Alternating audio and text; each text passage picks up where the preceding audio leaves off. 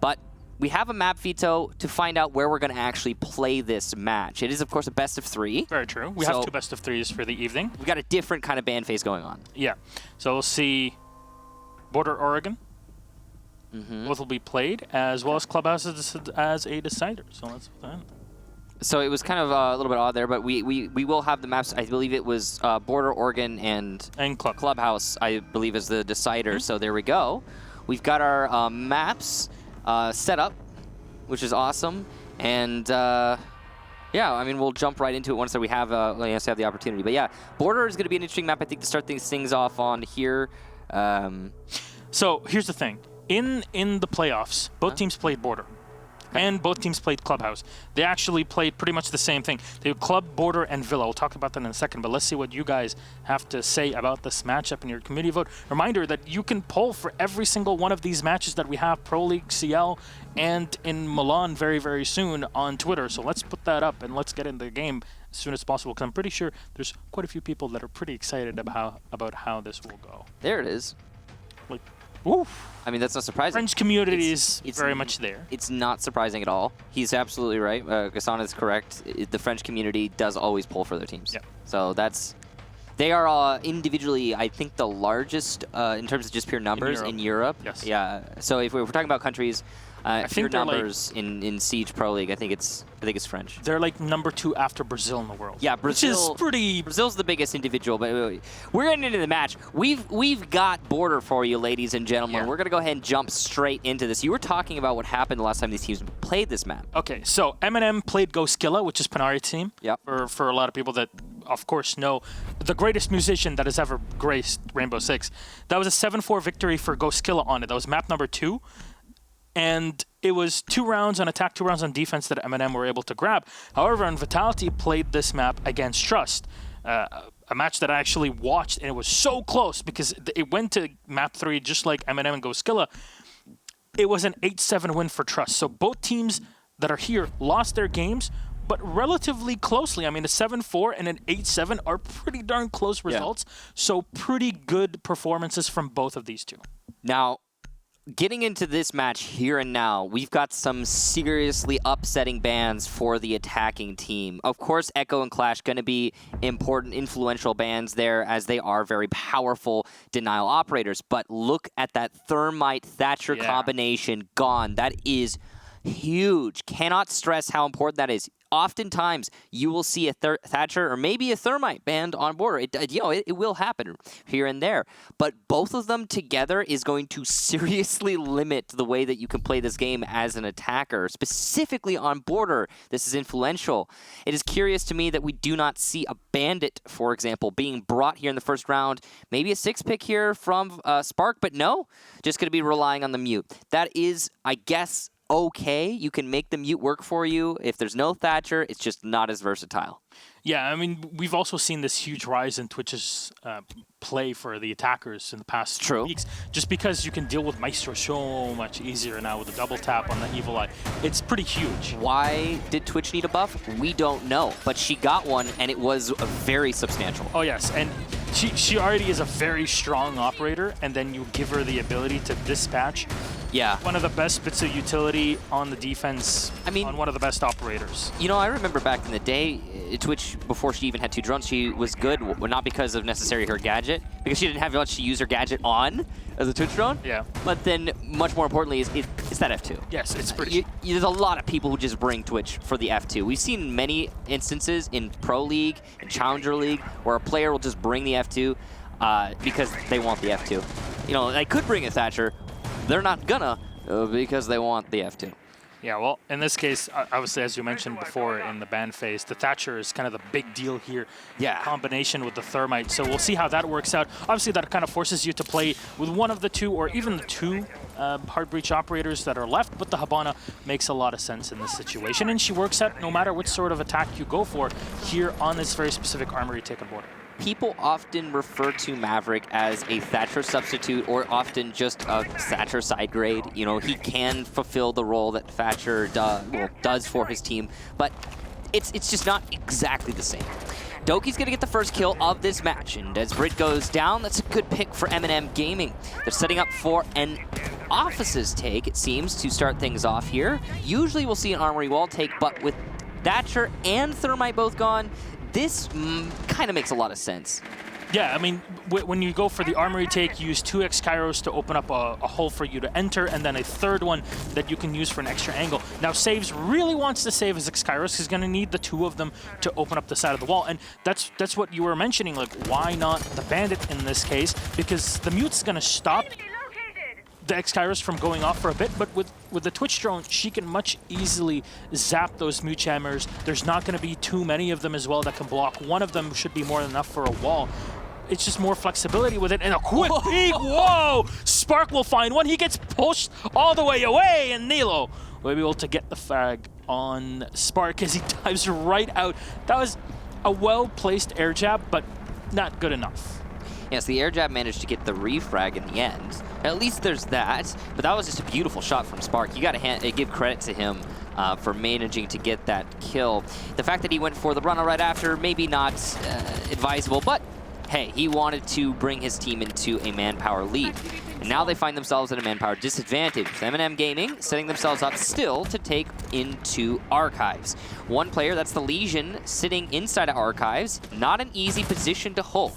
Twitch drone coming in will actually, I believe, get the Mute Jammer. That's huge, which means the wall now is going to be opened up by the Hibana. Beautiful play by MnM Gaming so far. They've isolated Archives. They're going for the plant, but a team kill by Nilo. Oh, this is terrible. We're on a 3-3, but this is going to be a post plant in just a second, and MnM put 2 more on the board, leaving just Sneaky in a 1 versus 3. Now, Sneaky, a lot of experience on this player. He's going to have to fight this whole post plant by himself. It's going to be a tough one here. He's got 3 players with their rifles pointed right at the diffuser. There's so many angles that he has to watch for, and the instant he peeks around, he's going to have to watch for all of them. It's very smart here, played by MnM, to just dive down and wait for him. You know they have the advantage in every single situation here. They can just delay it. Citizen will find the last kill. Sneaky will go down, and beautifully played by MnM. Even with that team kill, that was a bit of a formality at the end. Not much of a problem, but what was the big thing here for Vitality? Because I mean, that first pick from the Mute was, we didn't see exactly how it happened, but the follow-up on the Valkyrie was great. Maybe a bit too confident to go for the frag chase, or what do you think? I think the vault on the vents was definitely a mistake. I mean, well, I don't think it, I know it, we all know it was a mistake. Hindsight's 20/20 on that one, but it's still a questionable decision even without hindsight. Even if he had managed to get another pick there, it would have been an odd choice by the Valkyrie. But he made his decision, he went for it, it did not work out, and the on-the-fly decision-making there by MnM to be able to get that refrag was pretty important. This is what I like, the cut to be played at the end. That either Bandit or COD, whichever one of them. And the COD makes a lot of sense because it's much more difficult to deal with it if you have a Twitch even. Yeah, COD is definitely a good pick here for sure. He's going to be very useful, especially as the defense is going to be Teller's I always want to say Teller's Archives because I'm used to that, right? But it's Teller's Bathroom. On this map. You don't often see the site played, but it's played the same way you would play Ventilation, same way that you would play CCTV, or sorry, Customs. All of the bottom floor sites are played the same, and that is you hold above it. And that's what we'll be seeing Vitality be doing here. They're setting up a hold in Archives, Offices, and Fountain. This is going to be the main bunker of the defense, I would say, for this site. It's not easy to defend, but it's doable. It's doable, and the big thing with it is that you see a lot of teams not worry too much about the top floor when they're going on the attack, obviously. And that's really the biggest mistake you can ever make when attacking this site. Once you clear that top floor, you are pretty much good to go. There are some miracle strategies and rounds that we've seen out there where teams will take control of the site and ignore the top floor, but you gotta get lucky for those to work, is the thing. And if the defenders are setting themselves up correctly on the top floor, then yeah, you have to clear them out. Looks like it's going to be a focus here for MnM as they already are starting to gather information on Offices. It's a great drone here by Saves. And he'll be just calling out an abundance of information for his team as they all set up to take into Offices itself. Armory seems relatively undefended, which is going to be a great position for Citizen to take when he decides to go for it. Stand corrected, though. One playing in what some would call a Doki spot, others half wall in some bunker. It's going to be the Legion of Sneaky. Yeah. So now just how to deal with him, and obviously he's got the utility to stun, but the rest of his teammates are on the opposite end of the map, which means he's just going to be staying there and just making sure nobody rotates. He's going to clear the rotations whenever possible, but that Legion is going to do quite a bit of work. No, Citizen instantly takes him out, but a C4 before Citizen for the second one. It's a great clear, both the castle and the Legion losing the sledge in the meantime, but not your most important operator. Citizen there with some very clean kills. You could tell he had the information that he needed to get those frags as he was playing the angles perfectly, just one snap to another. And now Vitality, having lost control of Armory and I believe also Archives, are going to be in a really tricky spot in terms of the actual site hold. Because now it's 3 versus 4, yeah, but you don't have a whole lot to hold your flank. And look, you can see 2 players inside of offices both focused on Archives. Qual's going to hit a shot, but he'll eat a lot of damage. But you can see the refrag come out there. And Vitality find themselves even man count now. Citizen holding the side from the workshop into the bathroom. He can't really enter just because of the smoke being in there, but they should have complete info. And on top of that, just because MnM did not take top floor control, they're going to have to watch for these exact holes that are being opened up as we speak. The smoke is spotted, and Citizen will find a third one here in the round, and this is a clear spot to go for a plant. Bibu has to watch for it, but has to create a bit too many angles for him to look on down. Saves will take the time to go for the plant as we hear a Nomad air jab go off, and the back diffuser will be set, and now it's a retake from Qual and Bibu. It's not easy to do in the post plant. Ball's got a great angle here from the drop down, but he's not able to find any targets. Sees the Hibana, can't land the shots. Sees the Hibana again, but continues to miss his shots. This is truly unfortunate. Finds the foot eventually, and there you go. Qual puts a frag on the board. Still Citizen alive, though, and he's actually in the ace run right now. If Kendrew doesn't get any kills, then it's going to be a 5K for the Zofia, assuming this comes down to the attack winning by kills. Going for the 4, and there it is. As the mute goes down, Kendrew will get the final frag, and MnM Gaming put 2 rounds in a row. Beautiful attack there onto the bathroom. And that vertical play from the defenders, a little bit lacking. And that's the thing. A lot of people just kind of forget the fact that bathroom exists. Right? Sometimes, yeah. And what happened there is that there were no reinforcements at all.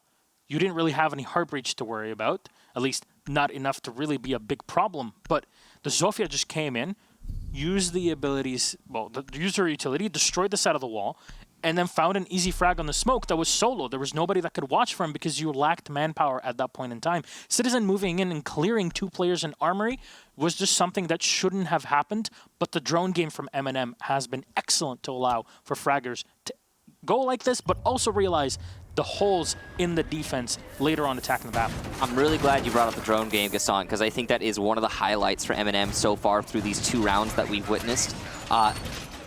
Citizen had full information when he pushed into Armory. It was clear as day. He knew what he was dealing with. The calls on MnM must have been very clean in that round to get him into the perfect position to get those frags.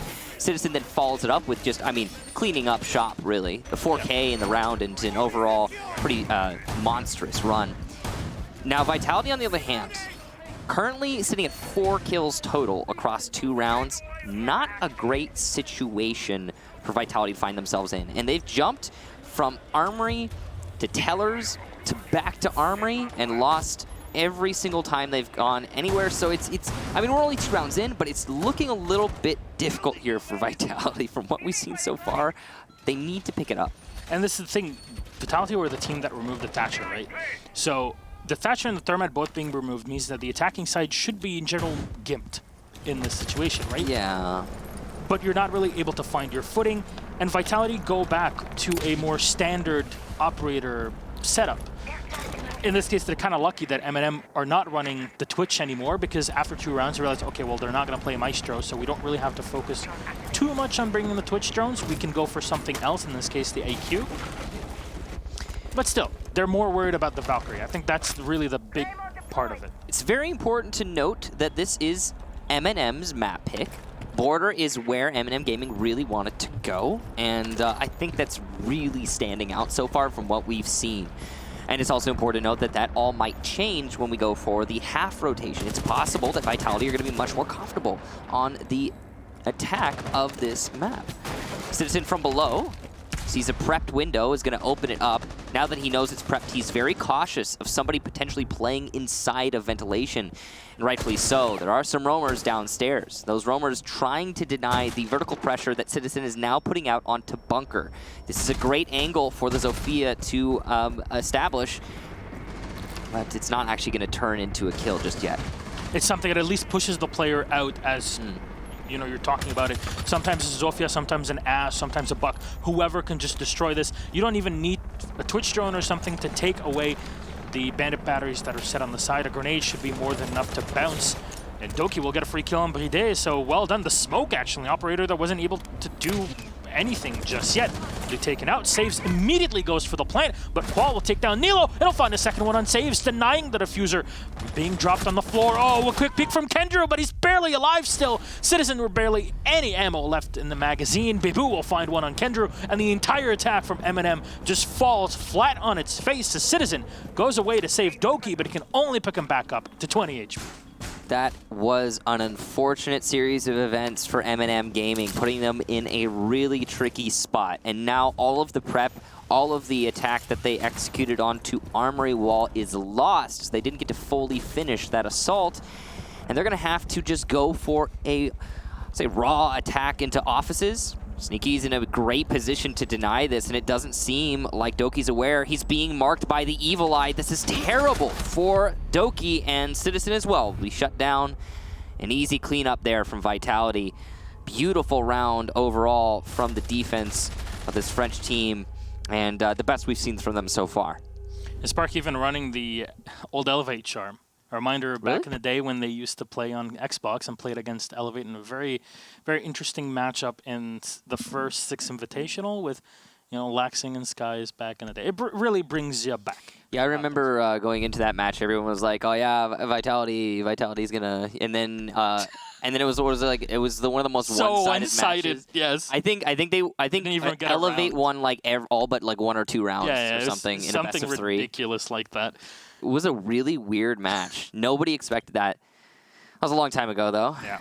And now, Vitality, what we're seeing from them, that last round, really clean. Most of it, to me, comes down to the rush from the Bandit onto the Armory Wall, managing to get those 2 kills and deny the entry and the plant as well. Beautiful play. You don't expect a rush like that to work.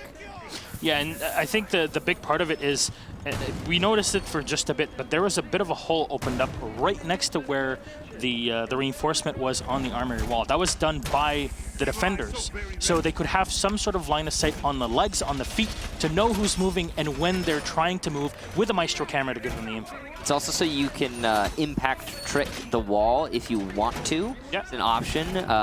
We've been seeing it much more commonly these days. I think it's kind of come into vogue, if you could say that, for Pro League. Lots of teams using that strategy on the Armory Wall.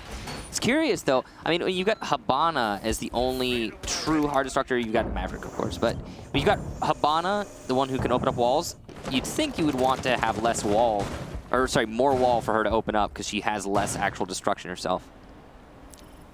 That was a very interesting Maestro camera, I have to say. Where? It's placed downstairs in the bathroom, I think, and it looks all the way up. I believe it's, yeah, right here. And let's see the angle for a second if we can go up. There's a hole opened up, and I don't know if Bibu is going to switch around to it, but let's go back to that camera for a second. Thank you very much. Let's go up on the floor. Yeah. And, wow, that's... So it destroys any X-Kairos or something when you try to push in. That's nasty. Damn. Vitality. Just nasty. Oof.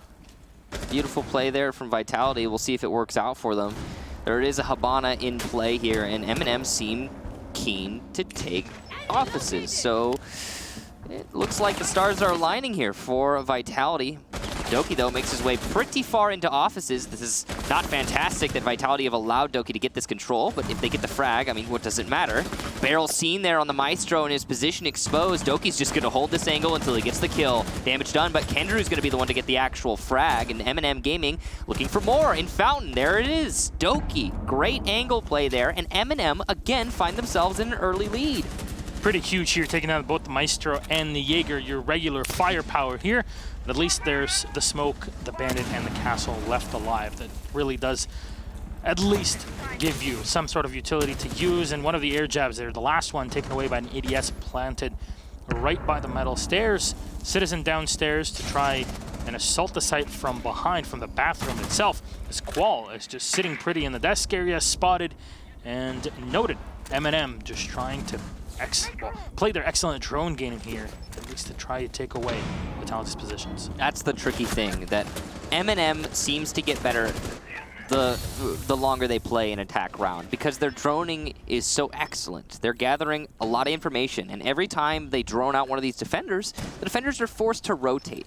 The problem is you get to a point eventually where there's nowhere left to run to as a defender, and that seems to be the story here. Look, no one's holding Workshop right now from Vitality. Ella's going to take down Spark, and it's going to be an easy plant at default here for saves. Red and Qual trying to retake, but Doki with an excellent angle is going to get one. And from behind, the Sledge going to lose his own fight. That's unfortunate if you're Nello, but Kendrew gets the final frag. So MnM, a seemingly easy clear of the top floor, turns into an abundance of information and a very simple execute into Workshop. And you know what the problem is? Vitality banked a lot of their utility and a lot of their reinforcements on that top floor. Once the top floor was so cleanly taken out by MnM, there was not much left. I mean, you saw the wall between bathroom and workshop. There was no reinforcement there. The whole thing was, we need to hold that top floor, which is fine. That's how it's supposed to work as well. But it wasn't good enough, and MnM were just able to find all the holes in the strategies and get the kills what they were needed. Both the Jaeger and the Maestro were losses on their own because, well, they tried to play from behind whatever reinforcements and whatever walls they had in the archives or in the fountain. But then Doki just comes in and he finds 2 kills pretty much free. Oh, one of them, and then Kendrew with the second. It is just Doki and Kendrew putting up a lot of work. But as we have been mentioning very, very often, really want to drill it into everybody's heads. That sort of fragging power in this way cannot happen if you don't have people sitting on their drones and making the correct calls where everybody's reacting correctly and the in-game leader is also giving out the correct information to direct his players. Overall, great teamwork from MnM.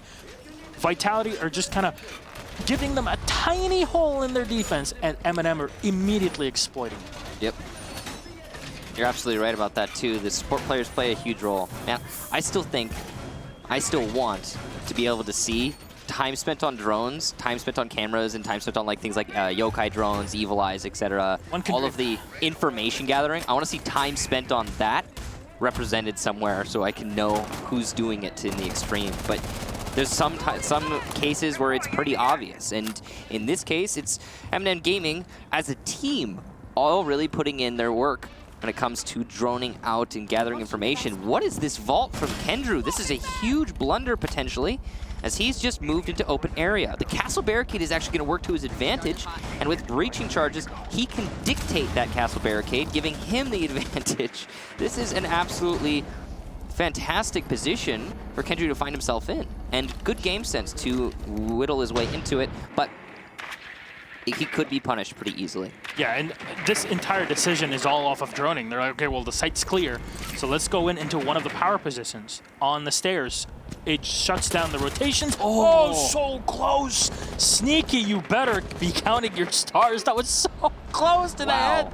Citizen awaiting more information on Sneaky. Bride will take a tiny bit of damage there from the Twitch drone. Kendrew will still be able to save it. He comes around and keeps on zapping the poor Bride here, the smoke. Kendrew knows he's in there and he wants to fight him as soon as possible, but he knows that there's players upstairs from the defense fighting against them. Spark, in the meantime, will go down and a good clear of the first operator. The Vitality side, Bride, Bibu with 1 each. And this is starting to get a bit complicated. Sneaky is finally going to go down to Citizen just inside of Armory Wall. That standoff lasted for a long time, and with Bibu on low HP, this is a decent position for MnM. Oh, Citizen has eaten some damage as well from the Legion traps and, well, the Legion himself. This is definitely not a done deal for either team. What I like is that Nello is reverse repelled there, so he doesn't get shot from the top floor, but can also watch the angles without incurring that sort of overexposure. So overall, pretty smart positioning, I have to say. Citizen, though, low on HP with Qual on the opposite end of this wall. He can be pretty quickly dispatched here. It's a single shot of the TCSG 12. Flash into the back. As Saves will just go for the plant and hope for his best. Yeah. 2 seconds left. Can he do it? They're shutting down the rotation from the Smoke Bride, and the diffuser is just set. Okay, how does this happen? MnM just have complete control and a retake on this site. Oh, that's even more complicated. Well, beautiful cover there from Citizen. He applied some distraction using his lifeline, but still, Vitality, serious mistake to let that plant go down on default. Saves gets his first kill of the match onto Bibu. That's a beautiful frag there, right after getting that defuse plant.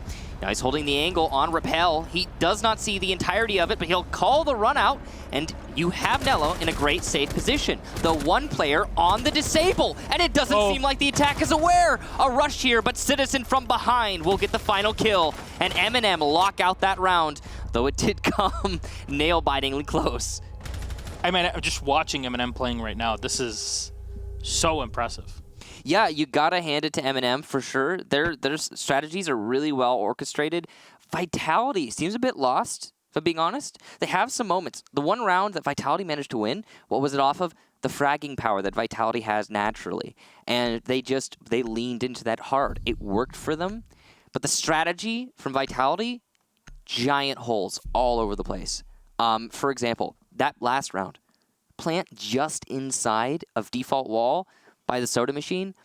I mean, what kind of Teller's defense doesn't have somebody playing above that? You can open up above that, hold the angle, no one can plant there. And I was very confused because there were still defenders on the top floor. There's still people in a position to hold that. They just weren't. So Vitality's strategy doesn't seem to be very well fleshed out on Border. So from what we're seeing so far, though again, that could all change when we go for the half swap. Yeah. I mean, looking at the match that Vitality played, just before, only a few days ago, what was it, like 10 days ago, against Trust Gaming. I mean, they ended up winning, 6 rounds on attacks, 7 rounds in total on attack, and 6 rounds on defense, which is, 3 rounds on defense, which is not too shabby. So 3 on defense and 4 on attack. It's an equilibrium. I think, though, the biggest problem here for Vitality is the fact that they are reinforcing in positions that are very easy for MnM to spot, but it's leaving them very vulnerable in other positions where they're relying on one player to hold said positions. I'll mention the bathroom, for example. That's much easier to deal with when you have the soft breach that MnM brings with Citizen on the Zofia, and it's just not something that you have to worry about. It's important. But the instant you have rotations on lockdown, like we saw Citizen doing in the previous round, then suddenly control is all yours. And you also are bringing Twitch, Kendra with the breaching charges. Breaching charges also are pretty good to deal with the castle. That's why you don't see the castle anymore. And it's goodbye Evil Eye. Remember we were talking about why Twitch gets played a whole lot now? I mean, Twitch is so potent against that Evil Eye. We didn't even see if he got it, but I think he did. I don't imagine any defender got it right before the zap could recharge. So yeah, it's out. Yeah, it's out. Good job there to Kendrew, and wow, that's a huge advantage for MnM as they attack into this armory wall. They will no longer have to deal with that Evil Eye. Drone's still alive too, so no punishment here from Vitality. You can see Doki cutting off rotation with that air jab. This is huge on the North Repel, and he'll be holding on to sandwiches. All he needs to do is hold his run out, but guess what? He's playing the Nomad, and Nomad can watch her own run out with the air jabs. We just saw it happen. Bibu got downed attempting to run out there, so great punishment there from the air jab. Still, they were able to somehow pick up the Maestro. Bibu's back to 20 HP, but that was super fast. So happy that Sneaky's there, and a great bait from Doki here before getting on his drone, just in case there's somebody still winning around this angle. Almost looks like there's actually somebody still in that corner. Can't quite make it out on this monitor, but unsure. Yeah, it's going to be actually Bibu. He didn't leave the window. He's still there, and it seems like Doki's aware of that. But the plant going down, default, just inside of Armory, and here we go. Great positioning from Kendrew. Small office left undefended. And MnM Gaming, off of that, will get a plant. Wow, nice angle there from Saves, and he's going to get the flanker. Kendrew with his 3rd kill. Bibu's the last one alive, but he's got so little HP. Going up against 2 lit opponents, this is possible for Bibu to clutch out, but it's unlikely. Got the firebolts coming out here, and that's going to make life even more difficult for the Maestro. And here we go, Citizen, the final frag. A great play there from MnM and Kendrew specifically. That's just beautiful how the drones are just set in perfect position. That's what allowed the Habana to just lock down the hallway at that moment in time. And then the Twitch just runs in. Kendra does a beautiful bit of work in the death solo off of, again, drone work. There's nobody in there. Let's just go. Exactly. It's the drone work. Well, I mean, it's two things, right? It's Vitality not playing in small office, which is odd. Yeah. And then it's MnM Gaming droning that out and being like, yo, Kendra, you could just vault here, man. You're good to go. You know what I think that is? If I were to point one thing out in particular, I think it's the fact that Vitality stacked a little bit too heavily on that run out by ventilation. Yeah. They ended up putting too many people by archives, and then they couldn't rotate people back in time to hold that armory wall. Plus, remember the Evil Eye that got eliminated earlier? Yeah. That might have been the sole source of information that Vitality had, for all we know, on the armory wall push. And then once that was gone, maybe there was nothing else that they could use to call out. It's possible. They were playing a Valkyrie, but I mean, that's the thing. Cam's not always there. Yeah, exactly. That's the problem with Maestro nowadays, because it's so easy to deal with them with that Twitch, and it really is such a head ticker. There's no Echo available, of course. It's Vitality, right? Yeah. They might have changed in roster in some playstyle, but they still remain Vitality, where Echo is super detrimental against them on attack. And it ended up working well against them, that they don't have the Echo, because again, what we just talked about, the Twitch versus the Maestro. The Twitch is going to be winning that, right? And it's just, it's unfortunate to see that it ended up working out that way for Vitality. That first half, honestly, really just... Vitality wasn't really present for that first half. The only round that they managed to win is when they went just, hey, we're going to get aggressive on you, take fights, and not care. That is the only moment where we saw Vitality manage to get a win. And as soon as, like, what we're seeing right now, what we've been seeing for the majority of this match, the very structured, strategic gameplay, where it's all about angles and disruption and, you know, just good teamwork and whatnot, it's going the way of MnM Gaming. Yep. But... we talked about this, it's the half swap now. So maybe Vitality are going to be more potent on attack. The big difference is that on attack, of course, they get to set the tempo. Or if their enemy lets them set the tempo. This run out, just almost working. Full HP. Yeah, he just crouched the instant he went away, so Saves takes no damage in the move. And even if he did, Doki's playing Doc. Yeah, no problem. You saw that Sneaky lined up for a headshot. To be fair to Sneaky, it's really hard to hit that shot at that distance on a 3-speed. When he crouches, I mean, what are you going to do? The Firebolts, though, will take down Citizen, so there you go, Spark. Beautiful play. And Citizen just inside a half wall. Eliminated early on. What's the problem? It cost 2 crossbow bolts, though. Yeah. One of them was not set correctly. It hit the side of the railing, or even the pylon next to him. And then the second one, the follow-up, was what he needed. So your post-climb position is not as strong, but Paul is going to try to make it as easy as possible to come in, shutting down the rotations. No Nomad available, of course, for Vitality, but just having someone repelled up by that window. Oh, the grenade from Qual. Nilo just bounces right in the air. As Kendra will be healed back with a second nade. Qual, he's just gotta catch them all, man. Saves will find one. Qual with a third one in the round. Last alive is Saves to try and save this entire thing. But man, what a beautiful bit of play. Saves comes off the angle at the wrong time. Goes off the balcony, hits the headshot with a beautiful flick onto Spark. But Bibu, a refrag with Zofia will clean up MnM. Vitality efficient on the attack, and those grenades, Michael. I guess that's why you did Rook instead of Doc. You guarantee that down, and then you still have at least one guy, maybe, you know? So you recover. We play both Rook and Doc. You could play... Yo, that was meta for a long time. Don't knock it. Right. Like a year and a half, Rook Doc meta. But that was a long time ago. Yeah, that was a really well-executed round from Vitality. A couple missed opportunities. Not perfect, of course, but it was a simple strategy executed well. And MnM just... leaving themselves, I'd say, wide open is the way I would put it. Yeah. You know, I got to imagine as a defender, you see a Thermite Thatcher band, and you're like, okay, we got to play passive, right? They don't have a Thermite, they don't have a Thatcher. We can hold the wall, we can just bunker in sight, no big deal. Nope. But I got to be honest, I'm feeling from this match, what we've been seeing, the best things that have been happening for the defense thus far come from unbridled aggression. Just going for the pushes, going for the fights, taking that advantage of setting the tempo. And we saw a little bit of that from Saves at the beginning of the round when he ran out top of East, but he didn't get the kill and there was no follow-up. So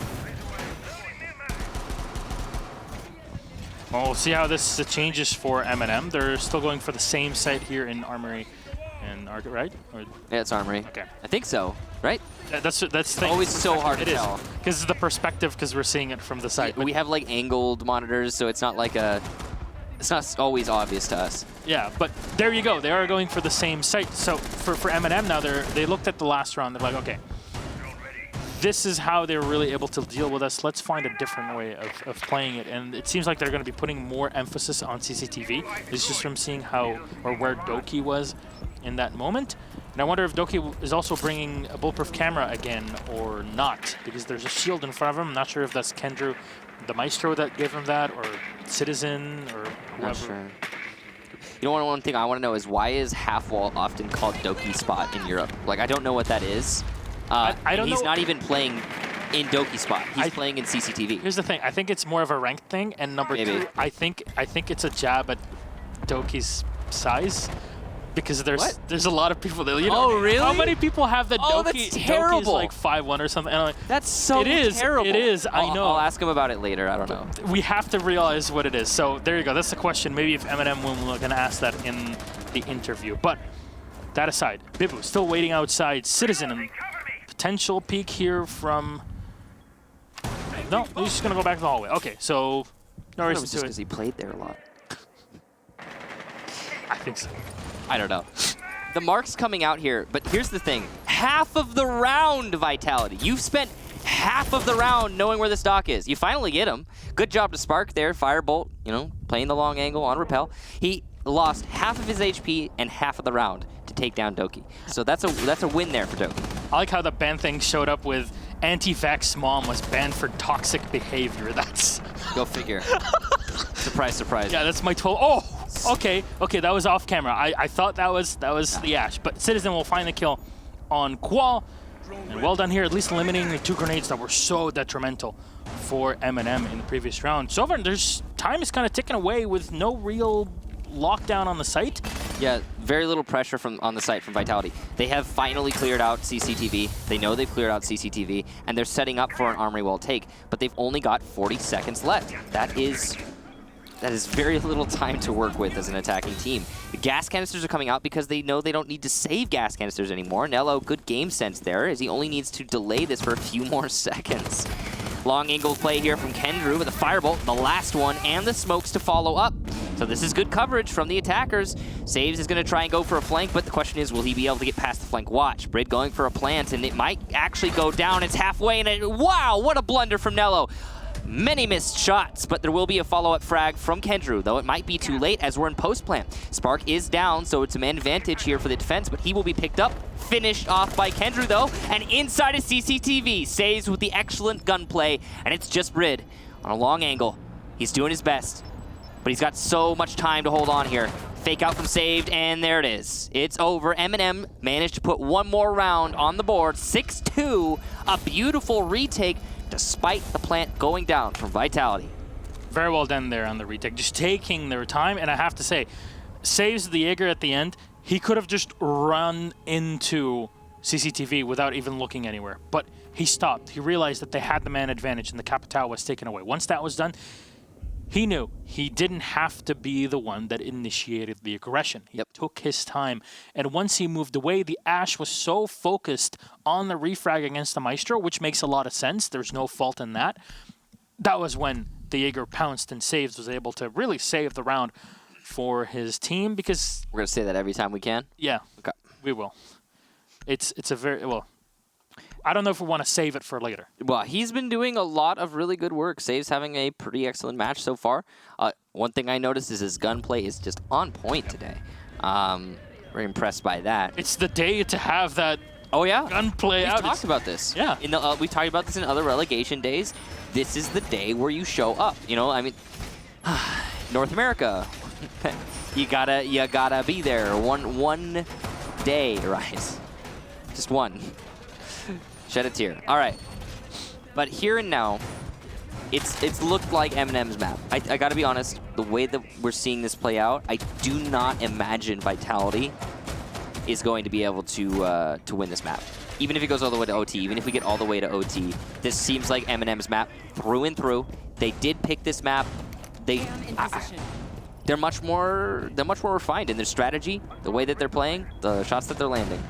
That does not mean the series is over, though. So we have Oregon up next. That's Vitality's pick. So, yeah. Oh, the timing there from Nello. Just waited for a few more seconds. And, oh, wait. Oh, no, the timing. That's the worst timing. Every single time. He crossed right as he was away. Oh, well. There you go, so you can see the ticket. Oh! There we go. Sit down, Spark. Nello with a beautiful shot. There we go. Third time's the charm, Michael. Yeah, I guess. Nello should not have been able to get that kill. That's on Spark, of course, but beautiful shot. All right, well, Sneaky now needs to try to recover something alongside the team, because if this is done, you still have 2 maps to go, but 7-2 is going to start to weigh on your morale. And this is something that, as we usually say, is very difficult for us to quantify and put in front of everybody objectively, because it is, by definition, a subjective manner. But it affects players like this, and Vitality have a lot of experience to do with that, but still, you never know. Doki in CCTV on his own. The grenade perfectly bounced, but Doki is still alive with a follow-up. Bibu gets the kill on Citizen. A great job here from Doki to keep the pressure on Vitality. Save spraying all the way in the back, but he'll fall. And Doki finally be taken away by Sneaky. 3v3, equilibrium. Still winnable here for both teams. We've seen this a lot, most of these rounds actually. Usually come down to 3v3, 4v4, 2v2 even, very even. But it will eventually be one way or the other. At this point in time, it looks like Vitality are having the same problem that they had when they were attacking into Armory just the round prior actually, where they get control, don't end up doing very much with it. Some good angles being opened up here. With that, you can flash into small office and customs. Bibu, huge kill onto saves upstairs. That right there might be the saving grace for Vitality, but oh no, from below, a nice angle from Nello is gonna down the Sophia, though he doesn't know, and he won't finish off the Sophia. She'll be able to pick herself up or have her teammate pick her up. Looks like it'll be the latter. Yeah, well done here to at least have that extra bit of manpower. The Zofia will be relegated to more of a support role at this point in time. Not sure if Bibu has any more utility to use to slow down the site before the assault of Vitality at the end. Kendrew with Nitro Cell in hand. Oh man, he's so close. He knows they're coming right next to him. Oh, no! Kendrew, the Nitro! Breathe in! Will be able to hit the shot, but Nello with the refrag. He knows he still has one angle to go for. Under 10 seconds remain with a quick peek. Nello unable to hit it. Sneaky in the back. Just holding for Bride, but it doesn't work out. The impact's not there, and Sneaky will find the kill. Oh my god, I can't believe that happened in the passport check. Kendrew, oh no, That was so huge. Remember we were talking about timing earlier? Yeah. Jeez, that is the worst possible timing he could have had. Starts backing off, goes for a C4 to fully fall back. Doesn't see them when he peeks. Why? Because they're crouched. That is as bad as it gets. I feel bad for him, honestly. Yeah, I mean, Nello got... How many times you're going to get lucky in one round, right? Nello gets the allotted amount of luck per round. It was all on him. Yeah, he managed to take out Spark. He should have saved it. It's like when a game gives you like an ultimate ability or something that you just keep saving it forever. Save it too long. Yeah, you're like, well, what if there's a new game plus? You never know when you need to use it. And that's pretty much it. You have to have it in the back in the bank just in case. But MnM so close here, but Vitality just keep fighting. That's the thing. Vitality have so much experience, professional play. They are so resilient. Yes. So they will not just, oh yeah, we lost, okay. And, you know, they lost their Capitao too. The first pick in that round was a Capitao on Spark. So you really do have to applaud Vitality for winning that round, bringing it back. They shouldn't have.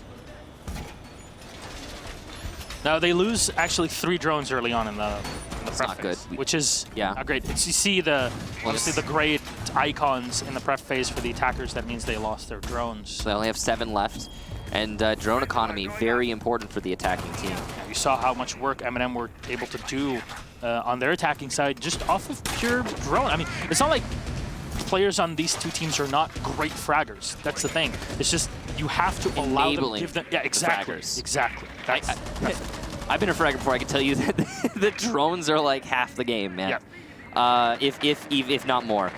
All right, Bibu is going to be droning out, speaking of, offices, and he's going to be calling out his opponents. He's got a Jaeger up there, saves. Again, a player that's been having a pretty amazing match thus far. And he'll just be hard holding in offices. He's doing his best to hold offices so that the enemy cannot push into tellers, so you cannot push, by extension, into workshop. It's a very difficult location to hold, but he seems to be making a job out of it. Clearing out ADS, that was Sneaky's job. It's going to allow for a nade to come out into the player playing in offices. But it is saves. He might have an ADS in his pocket, might be able to juggle and persist in that position. Instead, he will just decide to fall back. Probably the sensible decision there from the Jaeger of saves. Way to keep on with this drone here. At least he dropped it down. Bibu as well. Keep moving in right behind them. They'll spot Stokie, I believe, in the back by half wall. There we go. So at least the half metal wall, as they say. Castle barricade is spotted there. So Sneaky is going to be able to destroy the Maestro camera, and that was off of just the Maestro looking to destroy the X-Kairos charges on the side. That's pretty much it. It wasn't like trying to zap the operator or something like that. So very well done by Sneaky. And Bibu will just enter. All angles have been opened up. Vitality going through the checklist, but this is the time to go for it. Minute 10 gives you still a lot of time to work. Qual going for a nade here. Is there an ADS? Sounds like no. As it detonates, it won't get a kill. Impact for trick C4, or sorry, impact and C4 tricking is potential here on these X-Kairos charges. The nade coming in to clear out the mute jammer. It will be successful in the second go. Now that that wall's opened up, it's a long angle. Spark narrowly misses a shot there, though I don't think he even knows it. Oh, saves on a long flank. He might be able to do some work here, but he actually could get droned out as well, as it seems there is an attacker drone in Archives. Not a good position here for both teams, as pressure is mounting as we come into the last 30 seconds. Kendrew and the Maestro still in the bathroom. Gonna have to exit for a bit, but no, as he bails. It's Bibu to move in and find the kill. Citizen, the quick refrag here with the Valkyrie on the Qual. Saves again, you were mentioning it. This can be huge here if he shuts down the Zofia. He's gonna try to open fire and actually downs her and takes out Bibu. Huge here, and a refrag from Nello as well. Diffuser's on the floor, all on its own in the bathroom. Spark will have to recover, but there's a shotgun waiting for him, and not much time. Nilo will find one. He fires in the back in the 2K. Sneaky will be demolished, and MnM will take round number 10 and map number 1 in this series. A 7-3 total off of blunders and Vitality. Yeah, definitely some odd decision-making there from Vitality. One thing I definitely noticed is Vitality were a little bit tame on their attack. Every single round, it felt like they were on the slow build. There are some pretty famous French teams we've seen in the past that have this kind of strategy of maybe taking a little bit too much time. We've talked about this in history. With their attacks, and I did see a lot of kind of that sort of thing going on in that second half. The Vitality attacks were, it's like they were tiptoeing. I wasn't really sure half the time what they were trying to accomplish. They're, all right, they want to take control of offices, they take control of offices, but it takes them much more time than is necessary. I think MnM was well aware of that when they were on the defensive half. The one decisive advantage I would say that MnM had on the defensive half, when you compare it to Vitality's defensive half, which wasn't amazing, was that MnM, when they fell back, it often worked out really well in their advantage compared to Vitality when Vitality tried to fall back. And why? It's because Vitality was slow on the attack. The one round we saw, or I would say that was not true, was the attack into Armory. That first attack into Armory. It was a pretty good execution from Vitality, but more importantly, it was because MnM didn't have anywhere to fall back to. Armory wall take is very shallow, and that's, I mean, there's nowhere to go. But overall, I think a deserved win for MnM. Very much so. And it was on their map, so not surprising. Yeah, and obviously the biggest part of it, and we touched upon this quite a bit earlier on at the beginning of the match, the Thatcher Thermite ban.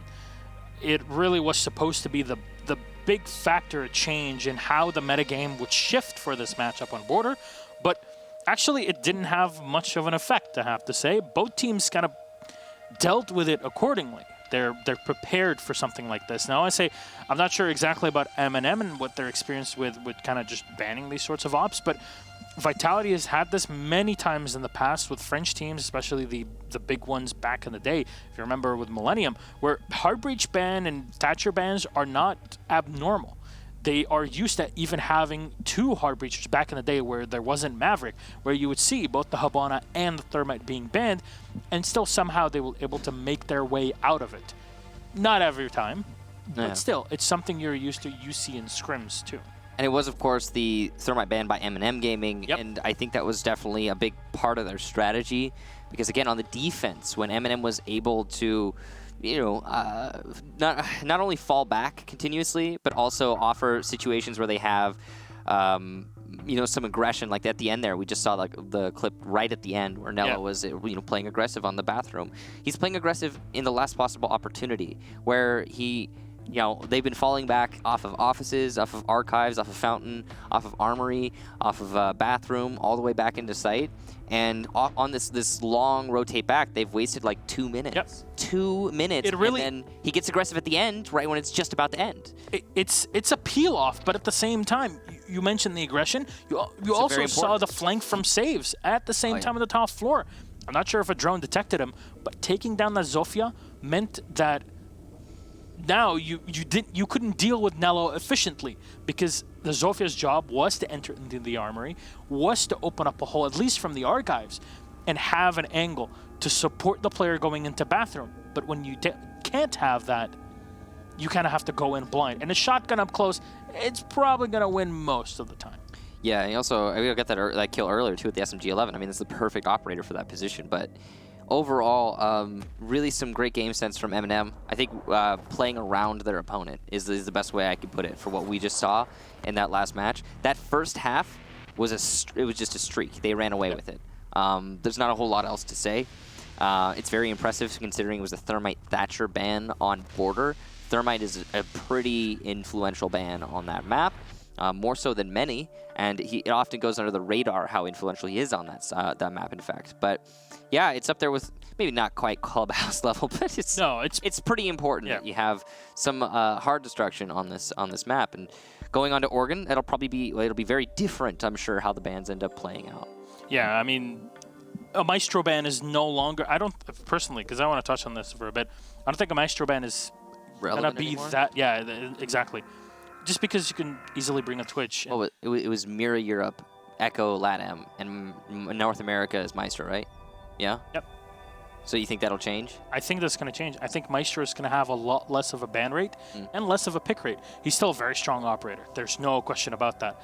But it has to, you have to kind of feel how you play against your opponents. Are they going to bring a Twitch or not?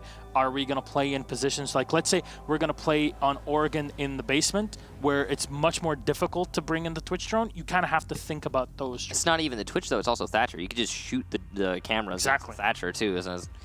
There's a lot of thought that goes into it, that's for sure. But, I mean, it's a good thing to tone down Maestro. It's the wrong area to tone down Maestro. I think most people would say nerf the Alda.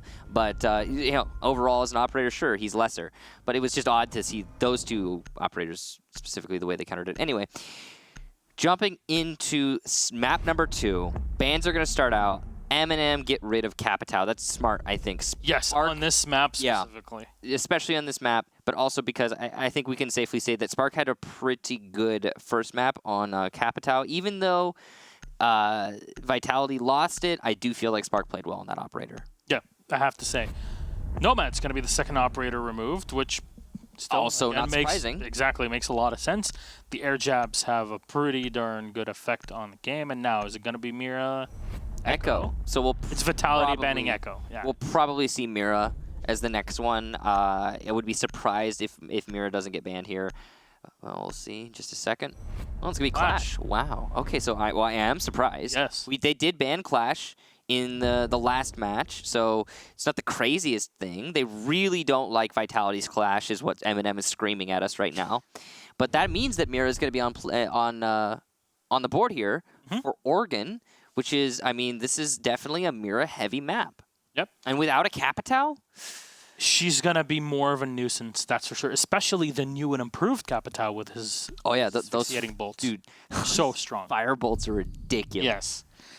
The range that it has AoE effect is pretty huge. Actually, one thing I want to say, I don't know how often people here are checking on the news for Rainbow Six, but there has been a change to the prize pool for events.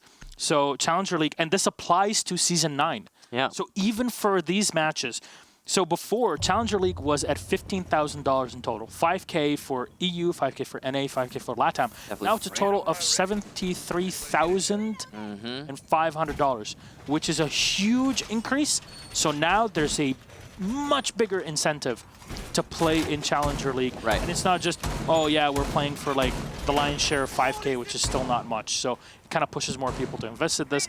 But also Pro League is now up to $626,000 from $275. It's pretty huge. And we were talking about this actually on the car to get on our way here to the office today. Yeah. We were talking about how it's like, okay, Trust and Goskilla, these are the teams that made it into the playoffs for Challenger League, but couldn't beat out Team Vitality and MnM Gaming.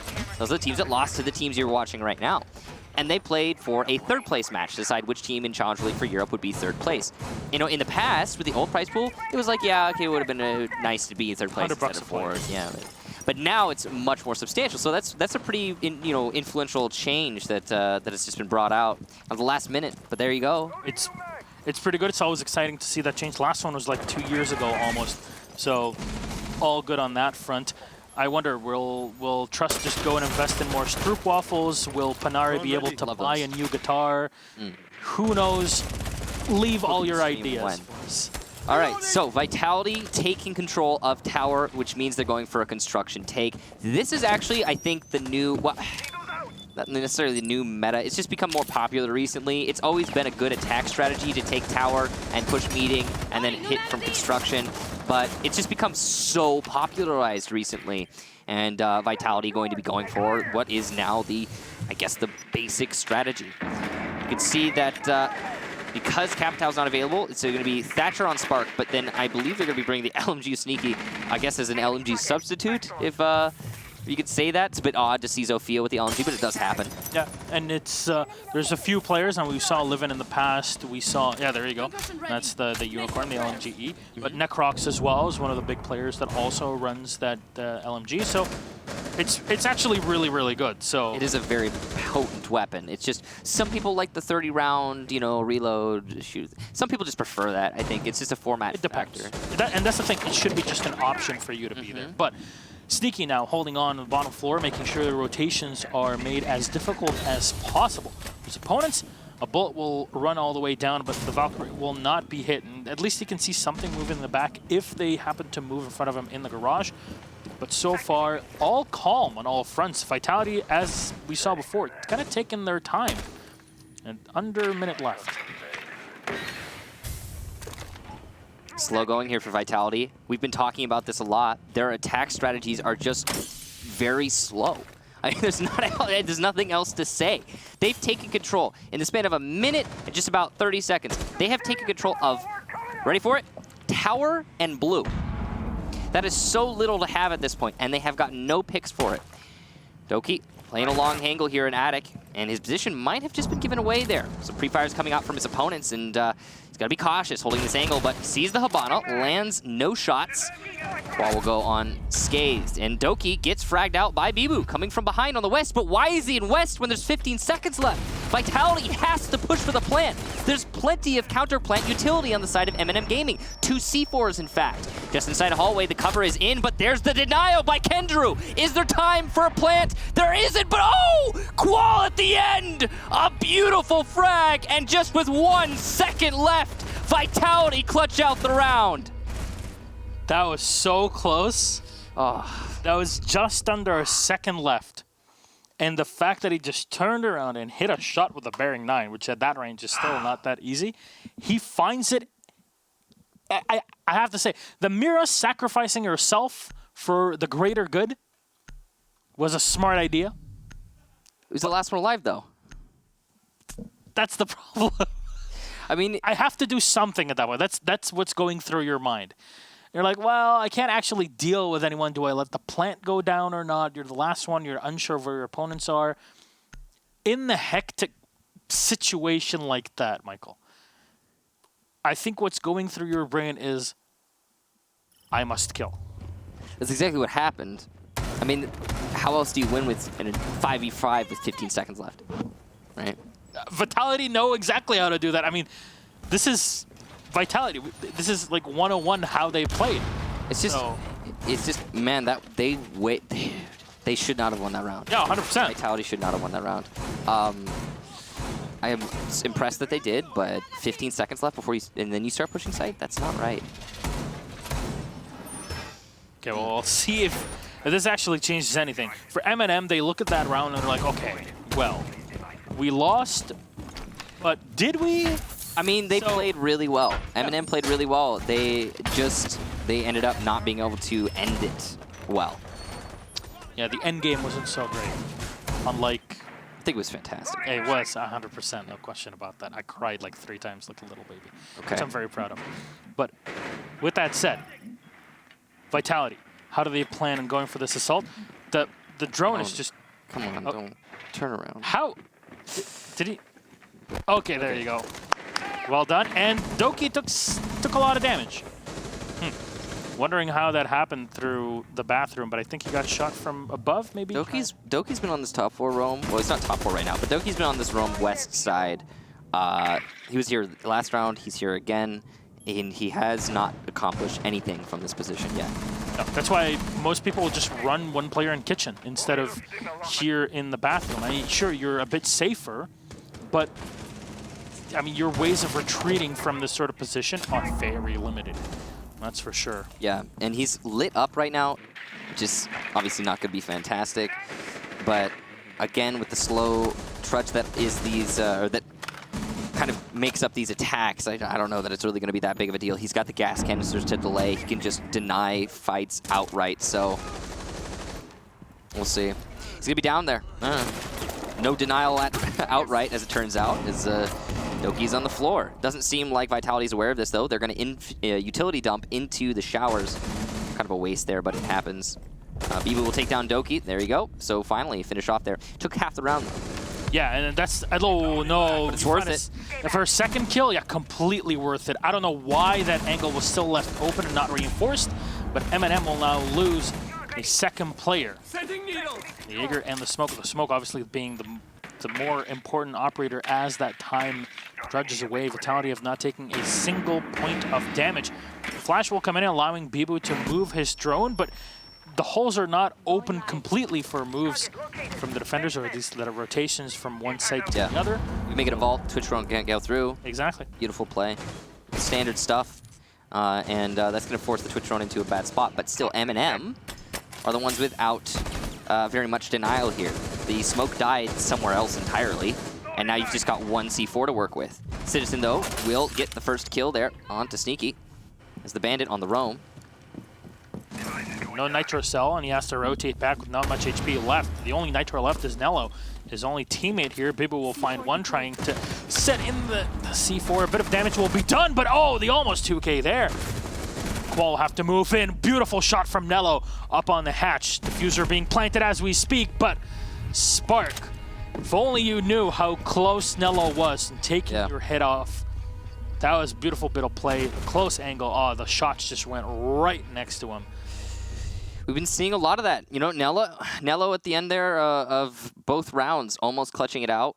It's 2 in a row, but Vitality are somehow managing to persist to get the win both times. And in the dying seconds of the round, if that had been a 2K from the Bandit... Oh, that would have been huge.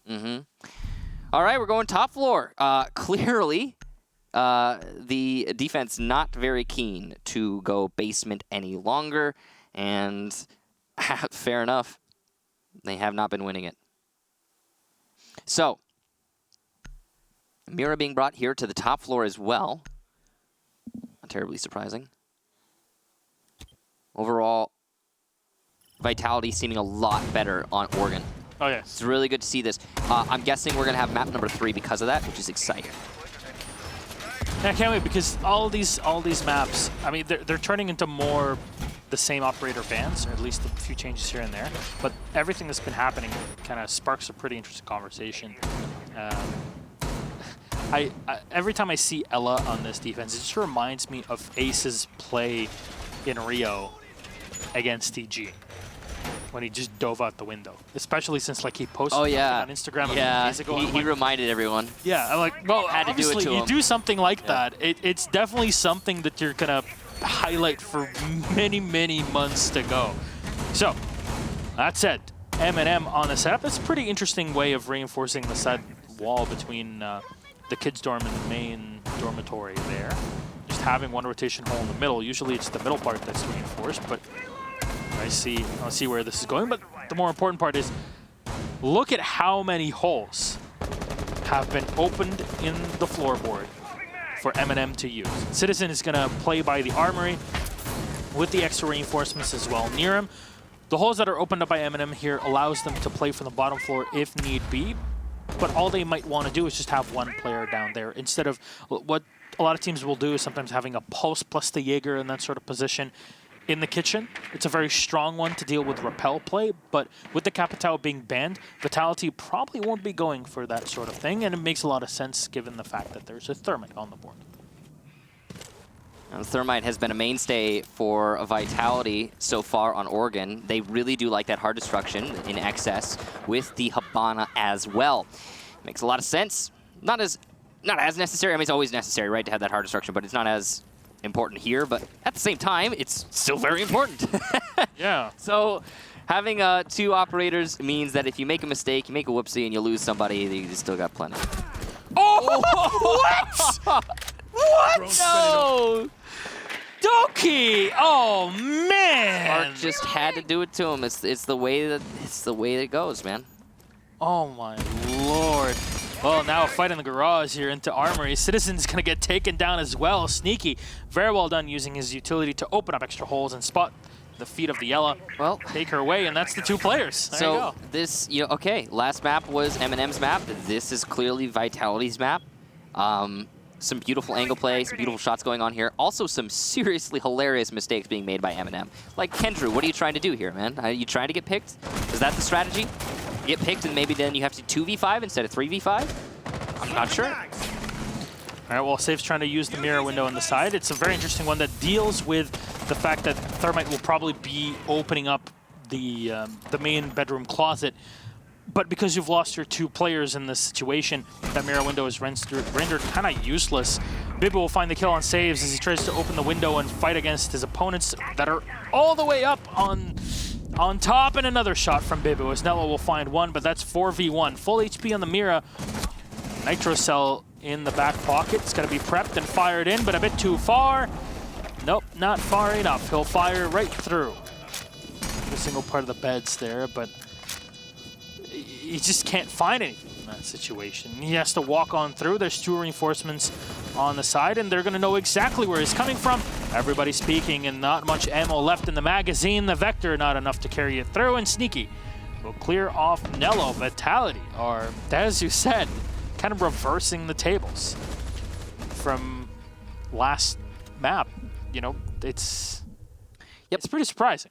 I mean, this is Vitality's map. They picked this map. MnM picked the last map. We're going to map number 3. I'm feeling it right now. Have the turntables. That's the Office thing. Have you gotten around to watch the show? I have not.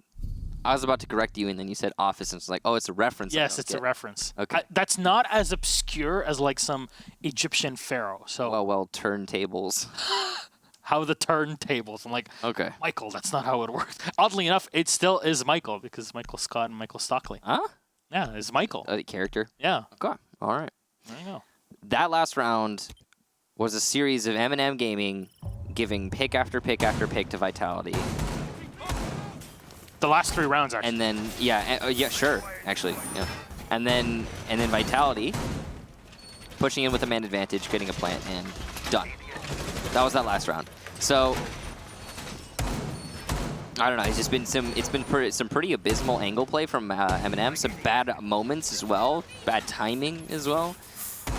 Overall, it does feel like to an extent MnM are just getting unlucky with what they're trying to do. But there are a lot of just blatant mistakes being made in positioning from MnM that's costing them. I think that there's a problem here with MnM in the fact that they're starting on defense right now. I feel like they haven't been able to feel out their opponents yet on this map, and they're clearly not as comfortable yet. And we're not. MnM can't do that thing that they did last map where they start with amazing droning. That amazing droning gets them picks, and then they go into the second half on fire. So this is a really good opportunity for Vitality. You know what MnM have been trying to do, though, is to try and capitalize on the aggression that got Vitality those 3 rounds that it did in Border, right? So sure, yeah. The problem is, on this map, when you want to get aggressive, it forces you to either vault out or expose yourself in massive areas, and Vitality, being a slower team, will always catch you. They're holding that angle for like half the map, for half the game. That's the thing. When we're talking about the last map, bringing it to this map, okay, in the last map you could fall back, that's Border. Yeah. Fall back, then you can get aggressive in the opportune moment right before the site take comes in. Here, there's so little ground to cover. It's like kitchen meeting and then... And that's why Doki was trying to roam as smoke on the top floor when they were defending basement, because he was trying to delay. He was trying his best to delay Vitality for as long as possible. And yeah, I mean, he wasn't able to fall back. And why? Because it's Oregon. And cutting off the retreat back to site, it's so easy as an attacker. So some changes need to come out here for sure from MnM Gaming in the way that they're trying to conduct themselves here. It's going to be a north window tower take here from Vitality. Pretty basic stuff. They've cleared out tower. Just, probably stick someone on flank watch there and just go for repel. Now the odd thing about this is that you don't have the Capitao, and Capitao is so important on this sort of take. But okay, a freebie. Spark will find the kill on Citizen, who was just walking on his own. Okay, the mirror spotted in the back. There's an ADS next to her that can be cleared out. Nope, Sneaky's gonna clear it out with his own utility. And now he hears the call that there's an ADS that should be taken away by the Twitch drone. And there you go, the shock right in front of him. Spark will find another one on the Kendrew. And that's the smoke. It's a huge one at 58 seconds. There's just nothing that he can do. C4 out the window. Will not connect, and not a single point of damage taken as the Zofia walks away. Nello just shift W into Sneaky, who gets an easy frag. Sure, Doki's downstairs to collect 1 kill and saves in the hallway, but that's not much when it comes to flexibility. Vitality, yet again, have taken zero damage. 2v5. This is not good. Saves doing his best to get some picks here, but he's going to give one away. And hey, Doki, who's been in kitchen all round, still in kitchen and waiting for repellent. But there's not going to be any because it's a west window take for Vitality, the same thing that they did the last time they hit this site. And again, it's a retake here. But difference is it's a 1v5 instead of 1v4 from the last round. Bottom of white will be one player. That's Qual. He sees the angle. Loses the fight, though. Doki. Good frag to start things off here. Maybe he has what it takes, but it's going to be a pretty miraculous clutch, to be honest, if he can get this one. Brid's coming up from behind, so he is being flanked. He's being droned, and Sparks on the long angle. Vitality will take the round. Excellent execution onto the top floor. Not a single round for MnM Gaming thus far on Oregon, and Vitality clearly at home here.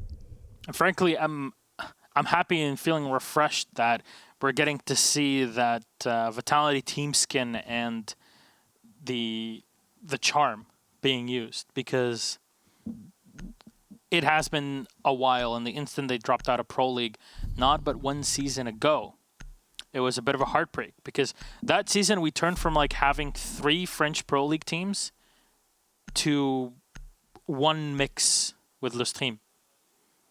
So we dropped Millennium, Supremacy, and Vitality were the 3 teams that are in. Supremacy, Vitality dropped out.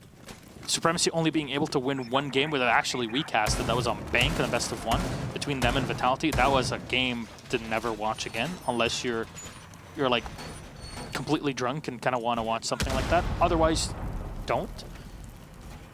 And then, very famously, Millennium as an organization moved away from esports, leaving only their more journalistic side, and the team had a complete reformation into what is Le Stream right now, which has a German and a Finn on it as well as the basis of the team with 1 Belgian as well. So 2 French, 1 Belgian, 1 German, and 1 Finn. So France is kind of underrepresented nowadays compared to back in the day, because you remember all throughout the past 3 years of Siege, they were like half of EU Pro League. Yeah, I was about to say half or more of EU Pro League for a long time, and I feel like they've been kind of boiled down to concentrate and put into some key teams. Yeah. But Vitality's trying to make themselves be one of those teams again, and they're doing a valiant effort here so far from what we're seeing on Oregon. I mean, I'm just kind of wondering what's going to happen on Clubhouse. That's the big question that's popping into my head now. It's like clearly, very, very clearly, MnM were more comfortable on Border and Vitality's more comfortable on Oregon. I mean, there's no question in my mind. Very close to a kill there was Qual. He's not going to get it, but well, it's just a few inches off. Doki's going to get downed again. That is, I want to say, the 4th round in a row where Doki is the first kill in this match. This is incredible. He keeps getting picked on that roam, and he just, you know, there's a point where you need to be like, okay, teammates, I am not playing this position well. Somebody take it from me. Let's switch. I'll go somewhere else. Well, at some point, you need to say that. He's playing in the kitchen, but he's moving around in the kitchen way too much. Yeah. The angle from the Habana is a standard one. There's nothing weird about it holding on from the stairs, but it's just, why are you moving that far away? You have your teammates protecting you from the back. You have the double reinforcement on kitchen coming in from dining. Don't overexpose yourself. Forcing yourself to play a position and forcing yourself to play a position that you're not playing very well is a mistake. Yeah. And look at these players in Meeting Hall. They have been surrounded. They're going to have to fall back through the drop down, and Vitality will let them. So MnM Gaming have managed to salvage 2 of their roamers and waste a substantial amount of time, which is very good against a team like Vitality, who are typically slow on their attacks. So, setting up in Meeting Hall, and I'm not sure why they opened that wall, but they did do it. It'll probably just be more opportunity for the flank watch when they go for the eventual main lobby take. This is Vitality, so they're going to watch that angle for the rest of the day. Yep. The rest of the day, yeah. They're going to come back later tonight after the match is over. It's like, okay, there's nobody there, guys. Let's go. Oh, Nello will find the kill here. Well done to take down Bebu, but again, that's the Twitch, and the job's already done. No, they're going to destroy the X-Kairos. Very well done now. I'm not sure if there's any X-Kairos left. I think there's 0 at that point. That was Kendra who saved that. Which means that Twitch kill is now super important because you don't have a Capital, as we mentioned earlier in the ban phase. So to deal with this position, Smoke is going to get thrown out. Bride, he should be able to hit it. Yeah, he should be getting it.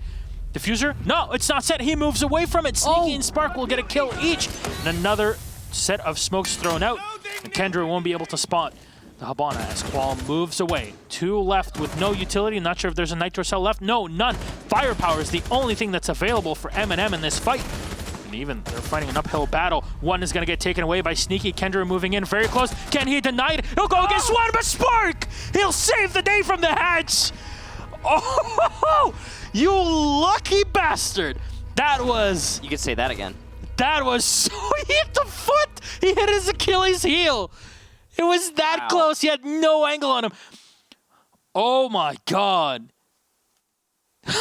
Jeez, these rounds, this match, you know, it's a 5-0, but it is so close. Oh my, yeah, so some of these hotly rounds, contested. yeah, they're just not falling over. Oh man, this is what happens when this is your make or break match. Yeah. Vitality want to come back into Pro League. They've worked on this for months and months and months and months. Well, now hang on. Yeah. Second chance, Team Secret. We've been talking about this. A lot of people have been talking about this. Is Team Secret going to be able to defend their position? That's the real question. Well, actually, because of that, I'd like everyone to kind of get ready to get on Twitter and vote for who they'd see winning in a match. Yeah. Either Vitality or MnM against Secret, because looking at this, man, Secret's going to be... Yeah, because we don't know who's going to win yet. We're not there yet. But overall, just looking at yeah, we're looking like we're going to map number 3. So make sure you get ready to find, you know, decide who you think is going to win between Vitality and Secret, or MnM and Secret, whichever it comes down to being. In either case, Secret's going to have a tough time. These, they're not backing off. I mean, Secret's watching this right now, and I'm sure they're thinking just about the same thing. It's like, yeah, this is definitely going to be a match and a half. What we're seeing from MnM and Vitality, I mean, both of these teams very well polished on what they're doing. The thing that really stands out to me again is just there was clearly more practice put into certain maps for certain teams, and that's been the story of this match so far. And then given that, we just have to wonder who put more practice into Clubhouse, because that's map number 3. And when we get there, what's it gonna be? Well, Vitality are looking for this 6th round here. That'll be 6 in a row if they end up getting it. A big, quick reinforcement actually at the end off of the rotation hole allows MnM to kind of fall back. And it's a good idea. You're like, okay, we talked about this before. There's no point in holding on to Kitchen if you just keep losing the player there every single time. And that's where this out. Okay, the pressure's coming from there. We're just not even going to challenge it. Reinforce meeting into Kitchen and just fall back, play a better position. The odd thing, I don't know if they reinforced the hallway to meeting wall that actually got shot many, many times. But we'll have to check that later once the assault into meeting comes in. Relegations is going to come in and open up the side of the wall and saves us up close. They did leave the wall soft, so there's an angle for the Jaeger to fight through, but that's about it. Is the fight going to be won? It's the big question. Spark's going to move up to the top floor and have an extra angle actually to play against his opponents. Not sure if somebody's going to help him out to go through the attic, but Sneaky is just watching and drones are coming in, and I think Spark is just kind of having a run around and enjoying this. No, he's back. Look, there you go.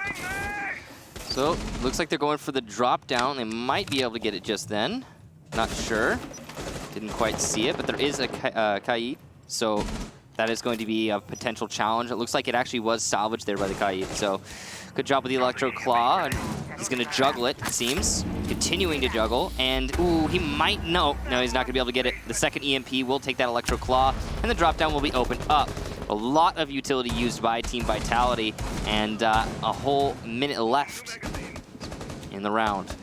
There's still roamers inside of Meeting Hall. MnM are in a great position here to retake into the main lobby. They also have plenty of utility. This could be the one round that MnM manages to take on defense, but it's still not a guaranteed thing, despite how good the position looks for MnM. And like the big change, no Capitao, sure. Vitality are going to bring the Jackal to have the smoke grenades, and that's what they're going to do. They now force away the Mira, and she can't see anything anymore. The Mira window is now completely useless. So Nella will have to play off of timing and information, and he actually will connect as Bride was downed and then taken away. But that's your support player, the Thermite, excuse me. So his effect is not going to be as huge when the loss is done. 22 seconds left, and there's a rotation coming in from Saves, a flank that can be devastating from the kitchen. Another C4 pulled away as Thermite charge has already been opened up here. Saves with one, Biba with another, Kendra with a refrag, Toki with one more on the Cotton, and there's not much time left. There you go. Spark is so far away in the kitchen. Did not hold the rotation. Even Doki will find the last kill. A headshot onto Spark, but this is unusual for Vitality. The way they lost this is because there was nobody watching a flank.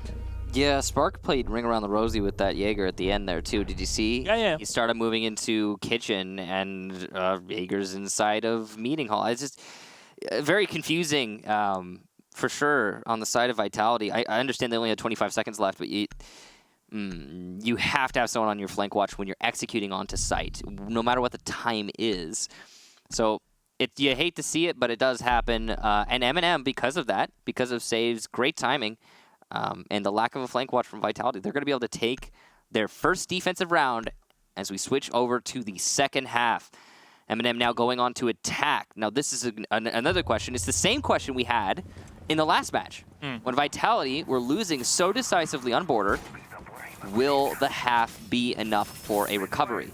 Will the difference inside be enough for you to bring it back? And that's now the question that we pose to MnM Gaming, because they're down 4 rounds, 5-1, and I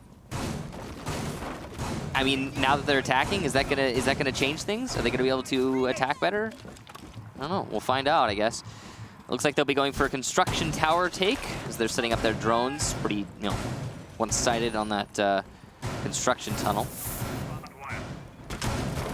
Decent lineup from both teams. Interesting that it's actually going to be a full walk hole there from Brid. That means that the Twitch drone, if it were to exist, would be able to open up the mirror window, but it doesn't. No Twitch being brought by MnM Gaming, which means the mirror windows are going to be something that they might have to struggle with. Heavy roam from Vitality right now. Only one anchor as it stands. I'm sure that'll change moving forward, but very heavy roam here. And MnM, we've talked about their drone game being very good. They might be able to detect the zone in sight and just push it in. The big reason why they can do that is because there's Mira available on site, there's smoke, and there's also the Maestro that has his very important cameras that are set around. It didn't seem like the mirror windows were actually set up on site. They might be now, but getting towards the end of the prep phase, they weren't. So it's possible they're being used for roam. I'm not sure. We'll need to check that later. Yeah. we've got a clear in right now going towards meeting, and it's going to be detecting somebody inside of attic. And Knock it down. question again, that mirror window, is it there inside of the hallway downstairs? Citizen trying to enter into meeting. Whoa, no, no, no, not like this. Sneaky, give it away as a free kill there. You know that MnM came in and attacked from tower. You don't just give them your back. Doki will find another as well. On Spark, and that roam suddenly makes absolutely no effect on the round. The Jaeger and the Bandit are away, but there's at least still the Maestro, the Smoke, and the Mira available. Fire in, but somehow Kendra is alive, only takes one bullet off of the Vector. And he's waiting for the Mira, waiting for his teammates as well to come in from the tower stairs. Saves is the one moving through it, but at least able to keep the Mira in that position. And down and taken away. Well done by Saves. That was pretty huge. Bibu gambled and he lost.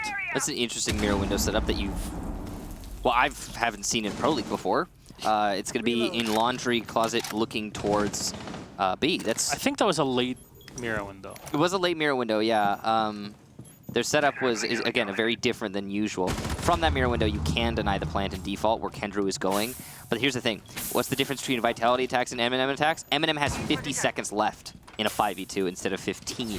So, yeah, you can deny this plant with the gas canisters, but can you deny it for long enough is the real question. In the main lobby, a fight between Qual and Nello, and it's going the way of Qual right now, and he's going to win it out. Beautiful angle play, but a refrag there, and MnM will take the whole round. Great job to MnM, losing only one player on that round. And, well, it seems like the half swap actually did do a favor to MnM Gaming. Yeah, it's very great for them to be able to isolate the players one by one. I mean, the Bandit and the Jaeger were kind of free kills there. They had their backs turned to them. The Maestro was on the back stairs in tower, and he should have been able to hear. I mean, he backed off because he heard that the Ash was now on T3, and they couldn't do anything about it. So why would you just not have anybody watching? Why not have someone? Yeah, why not have someone roam Team 3 as well? I mean, if you're going to be playing by attic, if you're going to be, you may as well just open up the rotation, have someone T2, have someone T3, fall back. You know, delay for a little bit longer. At least just play the stairs. Yeah, maybe. But I mean, no matter how you look at it, there were just too many picks given away by Vitality, left unpunished by MnM Gaming. Some pretty. Ooh, okay. All right then. Well, I mean, it could be good. Let's see, is there an IQ? No, there's not, so... We don't have a Valkyrie being brought on a tower defense. That's a blunder. You don't usually see that. This Valkyrie, I'd say, is probably one of the more important operators on this site, though you can make it work without her. You get some cameras outside. And the whole reason you would pick towers round 2 is to try and offset your enemy, make sure their operator selection is wrong. So yeah, you bring a Valkyrie, they don't have an IQ, so... They're not expecting it. Yeah, they're not expecting it, but I don't know. It's odd. That's all nitpicking, I guess. Just a curious decision in general for Vitality. I want to see where those mood jammers are going to be placed. Bibu is going to play the top? Okay.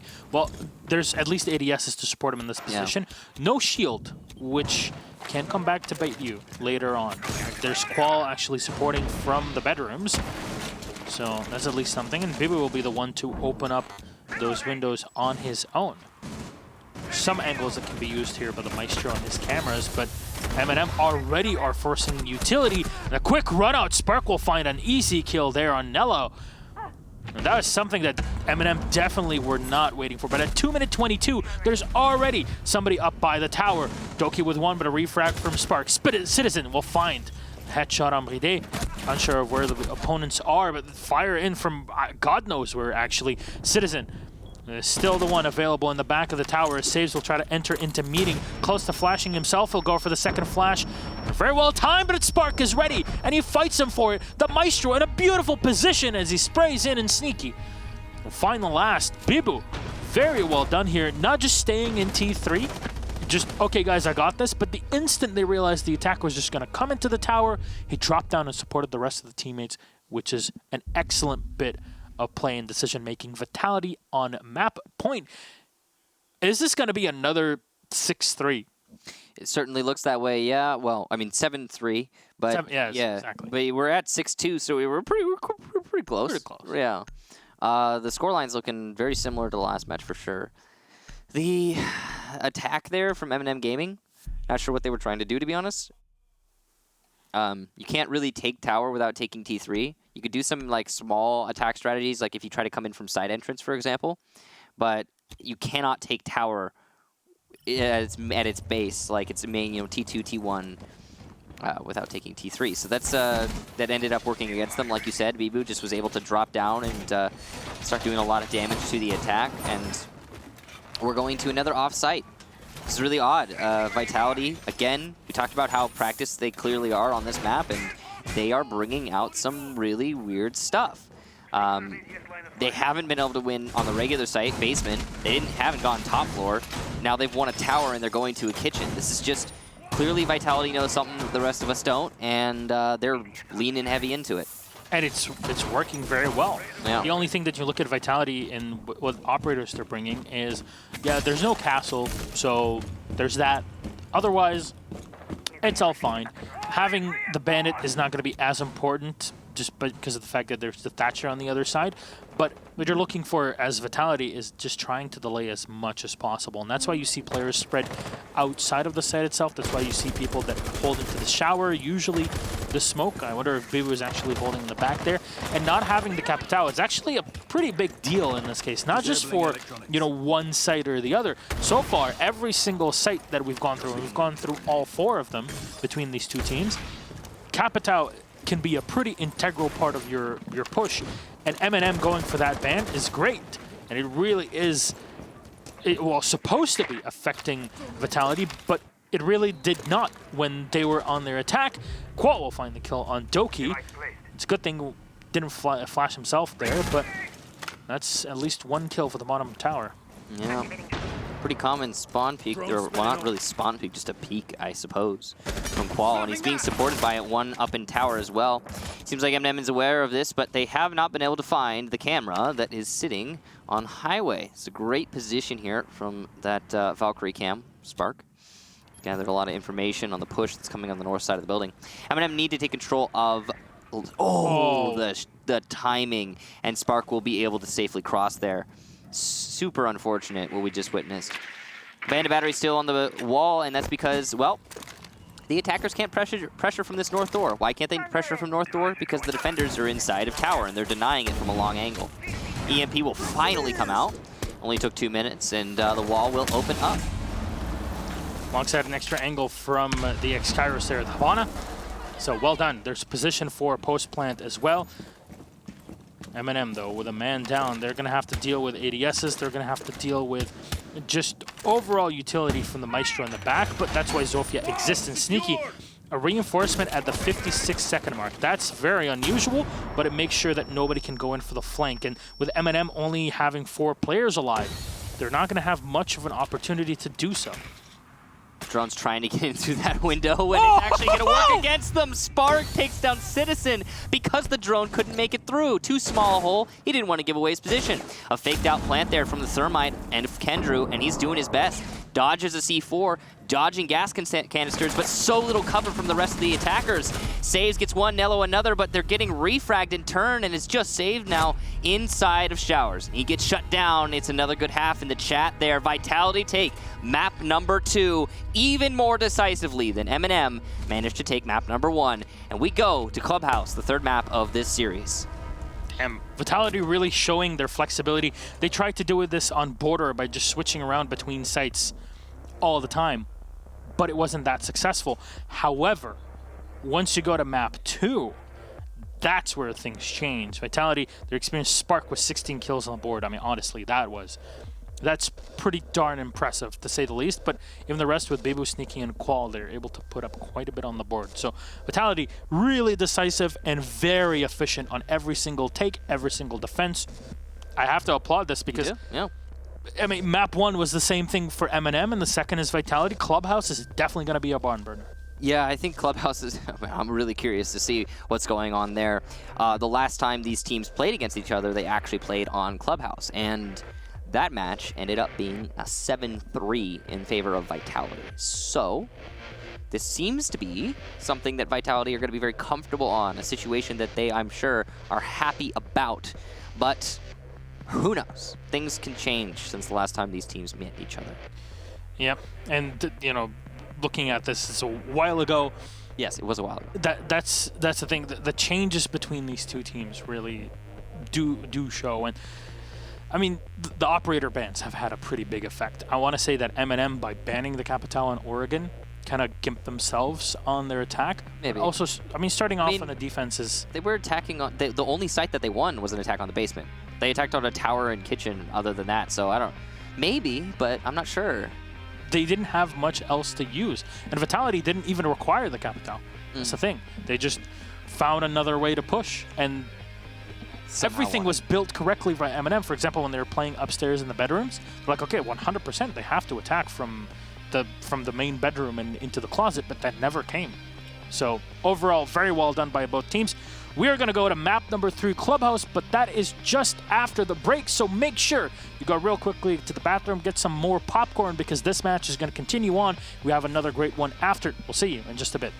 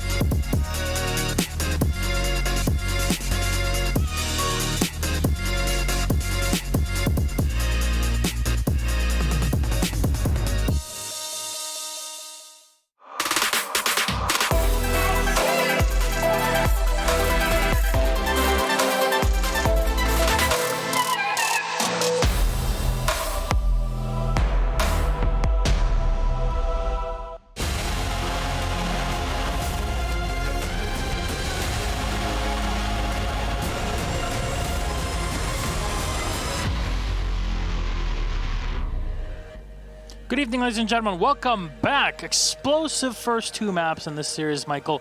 We still have a third one. We went on Border, 7-3 victory for MnM. Oregon, 7-2 victory for Vitality. And now it's Clubhouse, a map that these two played against one another around exactly 1 month ago. And we'll load right on in. 1 month ago, when these teams did face each other, it was a 7-3 victory for Vitality. And, well, we're going to see what it'll turn out to be this time. MnM on the last match banned out Maverick and Mira. Vitality banned out Capitao and Echo. So, what are we going to have here and now 1 month later? I do expect a hard breacher ban from MnM Gaming based on what MnM know. What? Yes. That's curious. So On this map? On this map, yes. But I would have expected Vitality to want to lean into it considering what we saw from Spark in map number 1. It is a very potent ban, and that's the same ban that MnM had last time, and it makes so much sense for them here.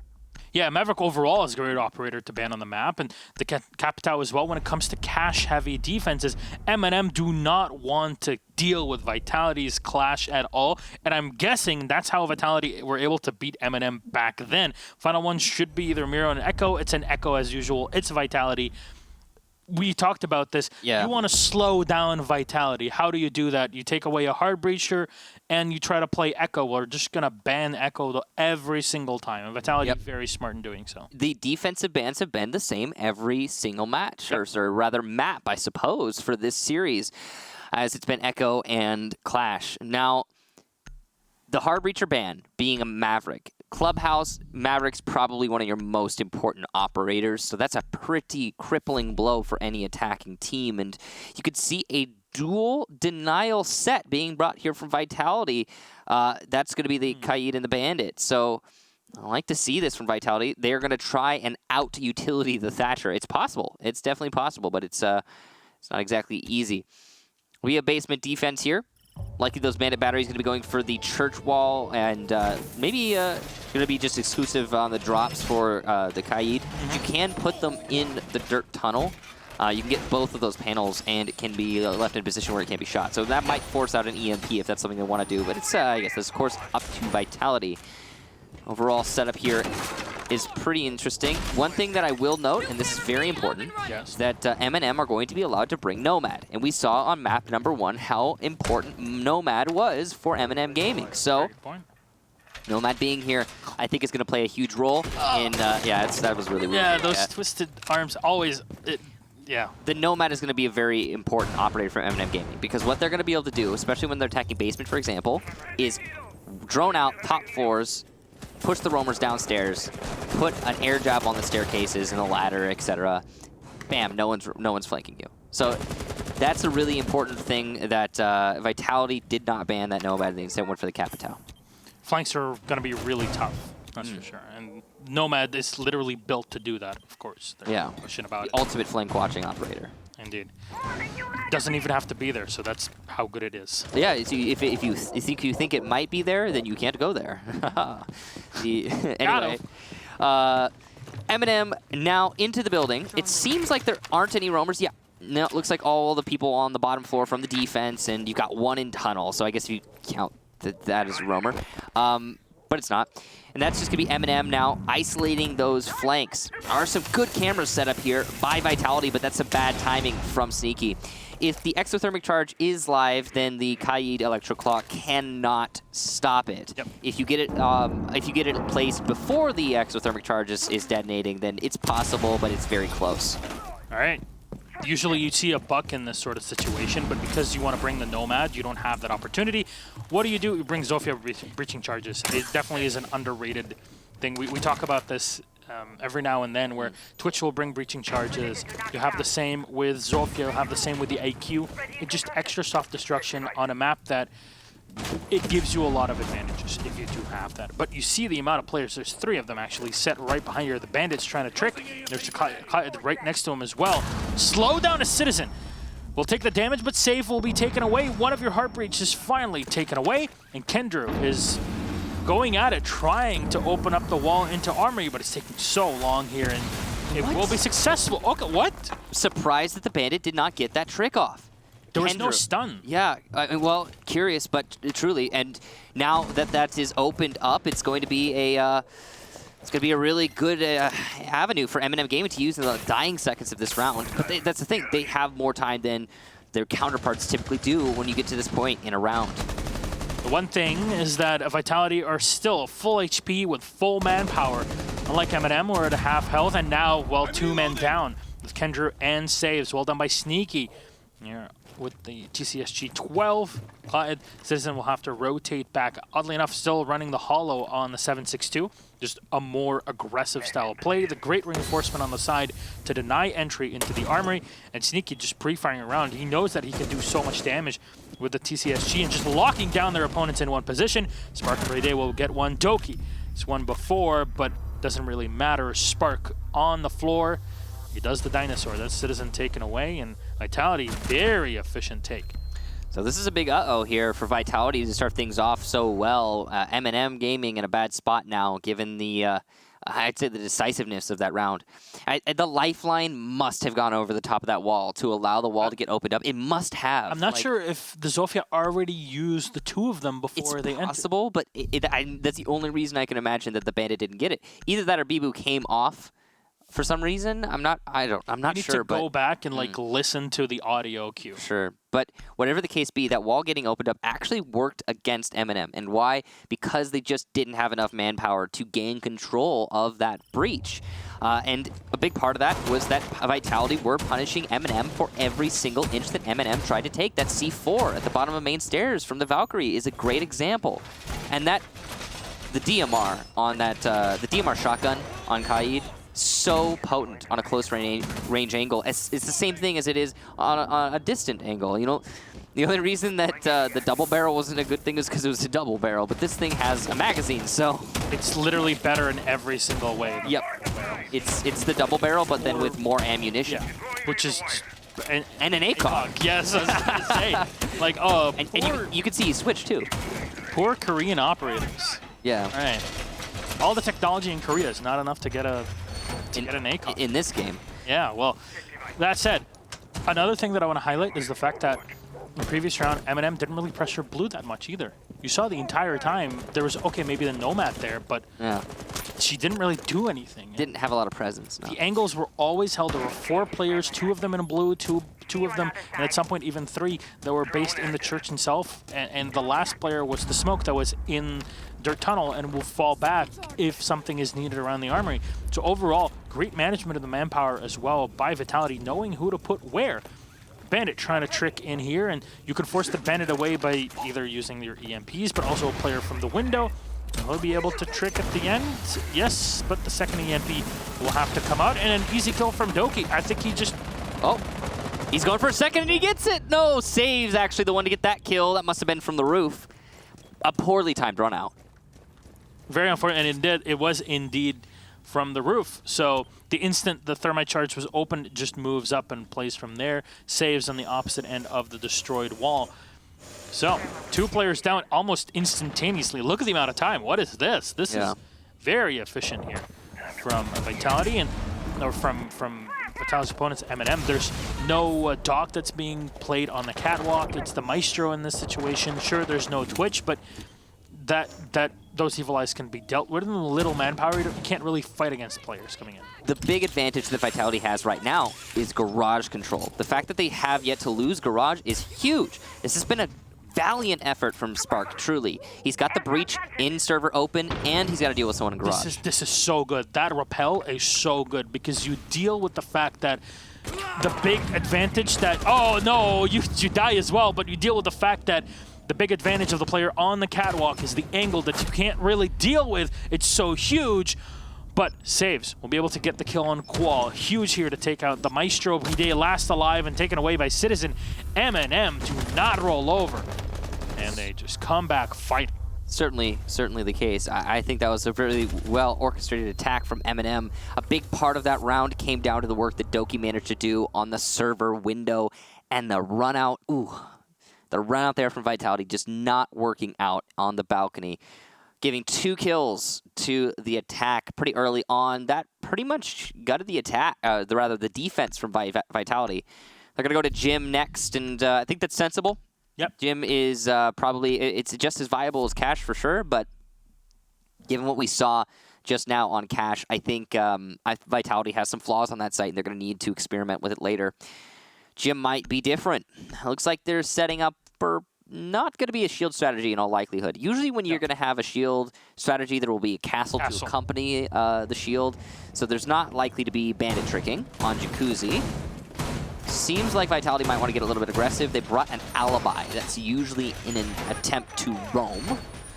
She can be good at that sometimes in some situations. I find she's very good on basement. Cantor Ketty has popularized her on a roam of top floor when defending basement on Clubhouse. But likely be a cash hold in this instance, especially given those cams that we just saw Qual set up. Or cam, I suppose.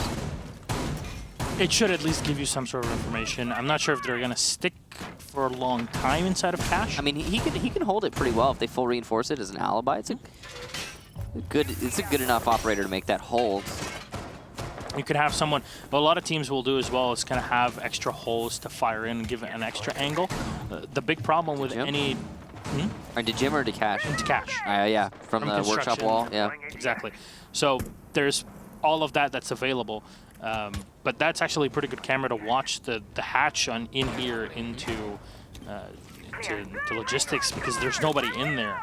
It looks like it's going to be a Jacuzzi wall take pure and simple. I mean, Jacuzzi wall is foregone conclusion. Bread and butter. But at the same time, looks like it will also be a server cache clear. So a little bit of both here from MnM.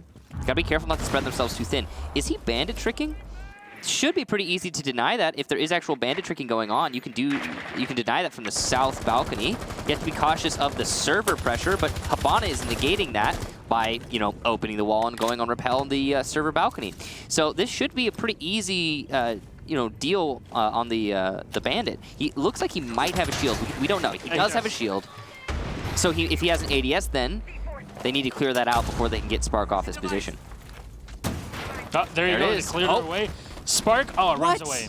Sneaky will still find the kill on Citizen. So the Zofia is now taken away. A bit too slow there to have as big an effect. It could have kept the bandit in position, but a grenade from Doki could have cleared it out. Two huge things just happened there. The bandit did not get punished for trying to go for the trick after the shield was opened up. And second, much more importantly, Zofia died. She got punished for opening up that shield the bandit was using thanks to the alibi. Sneaky, excellent angle from inside of garage. It wasn't from the server window. It couldn't have been. There must have been somebody watching it. And the big thing here is that if you're MnM, you're happy that you're holding the hallway to make sure there's nobody that can push in through Jacuzzi and from logistics. But what have Vitality done? They've already prepared a rotation hole into construction to go to another side. Doki destroying that the barbed wire is going to give away his position. The grenade will hit but do no damage. And the hatch is even being watched with smoke thrown away. Doki's position is very well known. He's going to have to prime a grenade here to bounce around the corner. It's going to go around. It's going to hit Qual for quite a bit of damage, leaving him on under 20 HP. But still no kill, and time is running out. It is of the essence. Jaeger to fire in, but won't find Doki. Doki will be killed off. A player just prone on the ground in the site. That's Bride to take him away. The smoke to throw even more of his canisters out. He'll be fired upon, but Saves will reveal his position thanks to the help of the alibi. Spark with one, Bride for the second. Kendrew low on HP here trying to fight around the window, but there's not much time left. Bride will dive out and find the kill with a shotgun. Vitality actually went out this site without having a castle and without having their bandit punished, with almost no pressure being put on the opposite end of the map into cash or into logistics. Overall, very weak assault from MnM. Yeah, it was curious because there was a little bit of pressure put towards cash, but it was just so poorly placed, right? This is the Habana in cash and the alibi running circles around the Habana. So Habana is effectively nullified, useless in cash, doing nothing for that round. Pushes up to a smoke, holding the workshop or construction door. That was very unfortunate to see. But yeah, the big thing was, like you say, not getting the bandit, and then following that up, I mean, they get the Jacuzzi wall open, but after that, it just looked like MnM were improvising. It didn't really seem like they were fully in that round. I mean, Sledge crouch walking up main stairs. There's a reason why teams don't usually use main stairs as a main point of access. There's a reason why you don't usually have that be like, yeah, an important part of your take. It's because every time you come up those stairs, you make the loudest possible footfall in this game. It's that full metal footfall. It's just the clunk, clunk, clunk. As a 2-speed, crouch walking up the stairs, you're going to make a lot of noise. To do that, it's successful when people play Dokkaebi, and I want to highlight Fabian's flanks many times on that sort of way. We have seen that, yeah. When he does that, it's usually us on the Dokkaebi, so 3-speed much faster. But also, there's a call coming off, so the players can't really hear the footsteps that well. There's also delays that are being thrown in from his teammates through the windows. There's Zofia charges, there's smokes, there's something to distract the defenders off of focusing on the player that's just maneuvering in through the middle. So overall, well, yeah, correct myself, 2-2 on the Dokkaebi, but still, my point stands. Not Doki anymore, unfortunately. Qual will find the C4. Speaking of Doke, it's gone. Doki. That's really unfortunate. Sorry. It's the same thing. Doki has been getting picked off consistently at the beginning of rounds in this match. Also, we failed to mention this because we were so focused on what happened in the previous round, but there is indeed a lone operator that we rarely see in competitive play. It's Capcan. It's Capcan. He gets picked, but... He's got a C4, which is pretty great, but he's actually running the impacts in this case, which is odd. Maybe he's roaming, so you want to have the impact so you can create rotations. I get it, but generally the Capcan pick is not going to be your go-to. On a map like Clubhouse, you have to clear out the roamers, especially when the defense is on the basement. What is Saves? How does Saves get away with this? He's going to be just behind Dirt Tunnel, misses a lot of shots, but finally gets the kill on the bridge, and now has Arsenal control, but he gets punished by Sneaky coming from the hallway. No refrag onto Sneaky. Because of that, Bandit's going to be able to retake into Arsenal. There is a refrag elsewhere. MnM Gaming still in this round. They had a better opportunity earlier when the Habana was in sight, but it has started to get worse and worse as Vitality have brought it back to sight, started retaking onto their own Arsenal. Kendra's still in the back. I actually have no idea how the Habana just dove in on that kill. That was... Fell in. That should not have happened. But just because there was nobody left or playing inside of the armory itself, because you have the captain kind of roaming away for a bit. Spark will keep firing, but the diffuser is being set as we speak. And there's nobody fighting against this. All right, Nella watching in for the rotation behind, well, all the way at the top of the kitchen. And eyeing into green box. Spark pushing in. He'll find the kill on the Zofia. The Capcan will now move in to deal with the player in kitchen. Very smart from Spark. He still has to creep up against an ACOG at this location. No, he's not looking around, and everything missed by Bebu. Or by Kendro. Bebu will still find the kill with his SMG. Diffuser is being taken away as we speak. Nello pushed back by the fire. He's going to fire down and find one on Sneaky. There should be enough time here for Bebu to destroy, disable that Diffuser. There you go. Couple seconds left is all he needs. And the Legion of Bebu will save the day. It's very good to just hold and play by behind the box itself. But that was like 2 or 3 different holes that were opened up by Vitality that MnM tried to exploit, yet every time they failed to just close it out. A lot of great opportunities there for MnM, yeah. I agree. I mean, just seriously confusing what we just witnessed. Vitality were playing so far offsite. Perfect position in the post plant there. Drop down open. Not a lot of soft destruction above the diffuser. Granted, there's only one way to hold that diffuser where it's planted, and that's through the drop down. But good challenge from Vitality. Good frags from Vitality. I loved the fake out at the bottom of those main stairs. The little tap tap at the end of the hallway there from one of the defenders, allowing for the Capcan to push the Zofia. Great bait. Love it. But overall, the I don't know, the MnM post plant there just really unfortunate is the way I'm going to put it.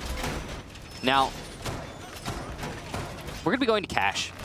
This is the first site and the only site that MnM Gaming have managed to win on this map. So maybe, just maybe, we're going to see a little bit more even of a first half than what we've been getting so far. We've had 2 first halves today where one team gets 1 round and the other team gets 5. and that's just of the 2 maps that we've seen. 2 out of 2. So are we going to get 3 out of 3? Are Vitality going to be able to win cash for the first time, or does MnM find themselves suddenly back in this match? Because it's already seeming like Vitality are running away with it. All right, well, the big change for Vitality in this case, of course, playing this this site now for the second time, is Sneaky playing the Vigil. Yeah. So we'll see if that actually ends up doing something. Maybe he'll play around Construction. There's also the fact that Vitality gave away a bunch of picks to MnM last time, basically for free. So if they just, I mean, if they don't do that, I don't know, that might change things. If you don't lose players as free picks, then yeah, maybe you'll have a shot at it. That's a very good point, Mike. Thank you. Sounds like another run out, but it's a fake out. Oh, beautiful play from Sneaky with the impact to go for the vault. Citizen gets the refrag, but that was wonderful. Vigil sacrifice for Nomad, especially early on in the round, that's an excellent trade. Yep. You don't have, this is a site that Vigil won't be really doing too much on, but killing Nomad will allow you to play so much in the way of rotations later on. This is a pretty big deal and a big pick here for Vitality. And this means that MnM are now short in manpower to kind of play from the other side and try to deny both the Clyde and the Bandit that are in play. Reminder of that on this site. Disabling electronics. So both Hard Destructors and the Thatcher as well, they're going to double up, which means the Bandit should not be able to deny this. It's not going to happen. Exothermic charge will go off, and so will the X-Garros. Full fall off of that wall from Vitality. Good game sense from Bibu to sense that he was in danger and to get out of there. Ooh, the crisscrossed feet behind the Maestro, and the shot onto the leg there. Spark goes down. Kendrew with some excellent play on those angles. Yeah, Maestro always lays down as if like it's a teenage girl texting on her bed. Something like, it's a bit weird. Unfortunate. Unfortunate. It's what happens when your feet get too close to the wall. There are so many different prone positions in this game, and that's just one of them. That variance did end up costing Doke in that situation. Well, Bibu watching the tiny angle here. At least Vitality are not. Sorry, Spark. The big deal here for Vitality is, okay, well, we lost 2 players, but at least we took down the Nomad, right? That's one thing. That Yeah, 2 of the it's really big. Yeah, 3 of the players from MnM, 3 of the operators are basically all there to just destroy the wall and enter. So the Zofia had to use her utilities. She doesn't have anything left, but Saves will find a kill on Bride, and the Diffuser is going to be planted. 2 versus 4 retake here, but Kendra will find the kill on Bibu. Quick trade as Saves has gone down the Habana. Qual have to walk on up, but now every single bit of utility that was put in by the defenders is going to play against him in the walkout. Kendra holding the angle will fire onto the Jaeger, but Qual is still alive. He'll find 1 kill. Still 1 around the angle. Nello will rotate all the way around and try to vault up or try to get towards a Citizen coming in from the side, and Nello will just repel. That's the word that I'm looking for. Repel up and find the kill. There you go. Great job there. Imagine if you could vault all the way that high. That would be incredible. That's NBA level. I'm sure there's somebody out there who can. Give it a little bit of traction. Now, that round, great execution from MnM Gaming. Now, Vitality seem to have one weakness on this map so far on their defense, and that is cash. It's the only site that MnM have managed to beat Vitality on. The only time MnM even remotely seems in the round, really, to be honest. Now, the big takeaway is the fact that MnM always has an answer for garage control, because the garage crossfire works a lot for the defense. It allows you to deny the plant inside of server, and MnM have time and time again taken garage control. Following that, after opening up the server wall, it's a pretty easy take into server to get that plant. Standard strategy executed well. We said it before, I'll say it again, and I love what we're seeing from MnM on cash. But if cash is the only site that you can win an attack on, you're not going to have a very good time here. It's a good thing, but you need to win more, that's for sure. But the defense has an inherent advantage when playing on Club. It's the second most defender-favorite map after Villa. So, you know, having a 4-2 at the half is not out of the ordinary. It's actually very welcomed by the defense. But a 3-3 is a pretty good position for MnM to be in. It's true. Should they learn how to adapt to the set? Because again, Vitality are not bringing the castle that we talked about before. And one thing I'm going to highlight as well, you talked about the catwalk. I want to talk about something else. The Bandit and the Claw it brought as well on cash had almost no effect. It's true. You double up. You double up. You Yeah. bring 2 operators to deny, and yet still, you're not even wasting any time. Yeah, it's truly unfortunate. I think they were trying to reserve their utility just a little bit too much. It's like you say, we were talking about the power-up earlier. You have all this potential, and you just hold on to it until it's too late. The Electro Claws should go down preemptively, and then you can Bandit Trick late, and then you delay. Or you could do it the other way around if you really, really want to, though that's less advisable as the Bandit batteries are faster. All that's really beside the point. It's gone now. It's done now. Vitality struggle with that wall. This is a wall, on the other hand, where Spark has had a pretty decent run so far. The time where Vitality went to gym, Spark delayed this wall for quite a long time, and it seems like he's going to be doing that once again.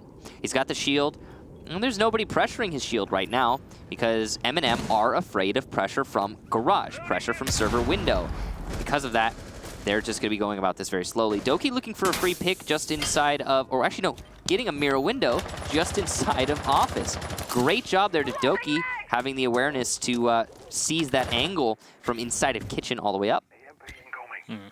Save still moving through his drones, and he should be able to spot the Jaeger in the back. There you go, well done. And we'll save also his drone for later on. Big problem with MnM's assault before is that they weren't really able to do too much with their advantage in taking server because they weren't really able to move into cache and play off that extra angle. And it's a similar situation right now. They have yet to take control of server. They have yet to take control of cache. There are roamers by there, and there's only a minute left. And what's the big deal about that? You might be asking, sitting at home, is that what Vitality are doing is that they're not over-relying on that hallway for rotations. They have an extra hole here right next to Qual to allow him to move away. So if you shut down cache, you shut down a huge rotation, and you stick players in a position where they don't want to be inside of logistics for easy kills, and at least pushing them away from the locations that they should be in. But at least this time, it's Doki to dive down and take control of that one angle.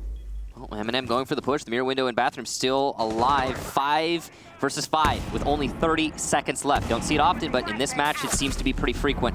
Nell's going to get the first kill there, entering into Office. Citizen gets one for himself. Bibu's going to start refragging, though, putting his kills on the board. Sneaky is far from sight, and he's going to catch the flank of an enemy, but not able to get the frag. Still one player inside of Workshop holding that flank, and Citizen's going to be able to go for the plant, as Sneaky is the last defender alive. His position is known, and there are 2 players waiting to greet him inside of Workshop. This is a great angle from the Habana, but he's on low HP. He might go down, but no. Saves, wins it out. MnM take the round, and that's a 3-3 on the first half. An overall pretty great result for MnM Gaming. Yeah, 3 at the half, as we were talking about. We were just saying it. It's completely fine. And what did MnM do? They actually went for cash, and they took logistics. Once that was done, the rotations from Vitality could not even exist. Yeah, sure, you can hold off from the opposite end of the map, but you could throw a few extra bodies at it because you know you're holding off the rotations. And then you win your gunfights because of the fact that you have those pre-planned angles that have already been taken control of, and Vitality were not able to retaliate. Excellent from MnM to learn from their mistakes, and Vitality not really changing anything with their game plan, relying on the same thing that worked before. It's okay. But yeah. MnM did their homework very quickly. That's the thing. Vitality seems to be a lot more consistent. MnM struggling with that consistency. They did change their operator selection on that last round. They didn't have the alibi. Instead, they brought, I believe it was, they had the Jaeger. They put the Jaeger in the alibi's position by cash, and the Jaeger didn't have as good of a job, or didn't have as good of a round as that alibi did the last time Vitality went to gym defense. So, yeah, a slight change. But I think MnM, just the fact that they didn't get any picks on that south balcony, huge. They managed to keep all of their players who were pushing south balcony alive, turn that into site presence later on. The jacuzzi wall got opened up pretty efficiently despite not using south balcony abundantly. The bandit got pushed off. It was just, everything went right for MnM in that last round. And because of that, it could be the difference maker here in the first round of the second half and onward, because MnM Gaming, I thought they were out of it. Yeah. The way that Vitality were playing earlier, I thought this was going to be a pretty one-sided sweep like we were seeing earlier in the first 2 maps, but in favor of Vitality. And here we go. We've got an actual back-and-forth match. So now Vitality's job is to try to enter in, and one thing I have to say about MnM is that they are very spread here compared to what 2 anchors. Yeah, and that's about it. And I mean, Anchor is one in the stairs. Citizen is he was on cams for a second. I was worried he's not even going to try to trick this. I mean, I'm sure he will. Try. Is there going to be a second EMP? Yes, there will be, and that's how you open it. Very well done. But look at those holes. Oh, it's a rush. Oh, he It's a just rush. walks in. Citizen is flashed. He's right around. Oh no, the side is closed as well. Nilla will find one. Spark with a refrag on the Citizen. Saves will try to rotate back in, but Bride is watching that flank. Another frag here from Vitality. Take down Nello. Doki with the kill, but there's a Claymore already ready here for the Valkyrie. No, there is none. They did not enter this position here in the garage, so they'll be able to come in, but Doki has no utility to play again. I guess this Kendro has a Nitro Cell, but he looks outside and there's nobody on Repel. Doki has a difficult angle to deal with, and he will fall to Qual on the buck. Kendro to push in, and what a shot from Qual. He'll find the headshot. It's literally the last position that Kendro had available. And Qual just rotates around, hearing the Valkyrie walking up the stairs with the barbed wire, etc. Vitality. Man, you thought MnM's take on Cash was great. That is, poof. Well, you called it. You called it, and you called it correctly. There was so little site presence from MnM, and it cost them. It cost them so hard. Vitality just, I guess they just droned it out. They're like, hey, there's not many people here. Let's push. And that's all that it took. As soon as Cash control was established, the round was pretty much over. Great job to Vitality. Props to him. That strategy, of course, will not work a second time. Yeah. But that one round may be the difference maker. I mean, it very likely will be the difference maker, given how close this match has been so far. We're going to go downstairs now to the basement. And it's certainly a lot harder to rush this site, but it's also possible. I mean, hey, man, they won't expect 2 rushes in a row. It's true. It's not gonna happen. Well, they wouldn't expect it. And even if it does not work in the third round, you're like, well, they won't expect 3 in a row. They won't expect 3 in a row. That's true. It's basically World War I strategy in a nutshell. Oh, yeah, that's really okay. But it's an accurate yet morbid reference. Yes, if somebody watched Blackadder, they'll I grew up on Blackadder. But there you go. You'll know exactly the part where I don't know if the World War I series was the best one though. it had it tackled some pretty interesting. That's a really deep conversation though, and yes. Here in this match right now we have a 3-4 scoreline, and Vitality find themselves in a really great position after that last attack. They did. I mean, that was a great execution. And now they're so efficiently clearing out the roamers. And by clearing out the roamers, of course, there aren't any roamers from what I can tell. But what I mean by that is on Clubhouse, you have to clear out every corner. You clear out every corner. Once you know that there are no roamers, then you can start hitting the site. And Vitality are doing that very efficiently. It's the same thing if you're attacking bank on basement, right? You still have to clear everything before you come in, because one person on a flank somewhere, somehow, is going to be devastating. I'll remind you of Adam's ace not too long. Was it like a year ago? The Adam spot? Are you talking about on Clubhouse? Yeah. Yeah, when he was playing. Well, I mean, when Adam spot existed. Yeah, when Adam spot existed, but it literally existed for like 2 weeks. It got patched. That's how good Adam is. Yeah. Vitality, they have established there are no roamers. They're starting to open up those vertical angles.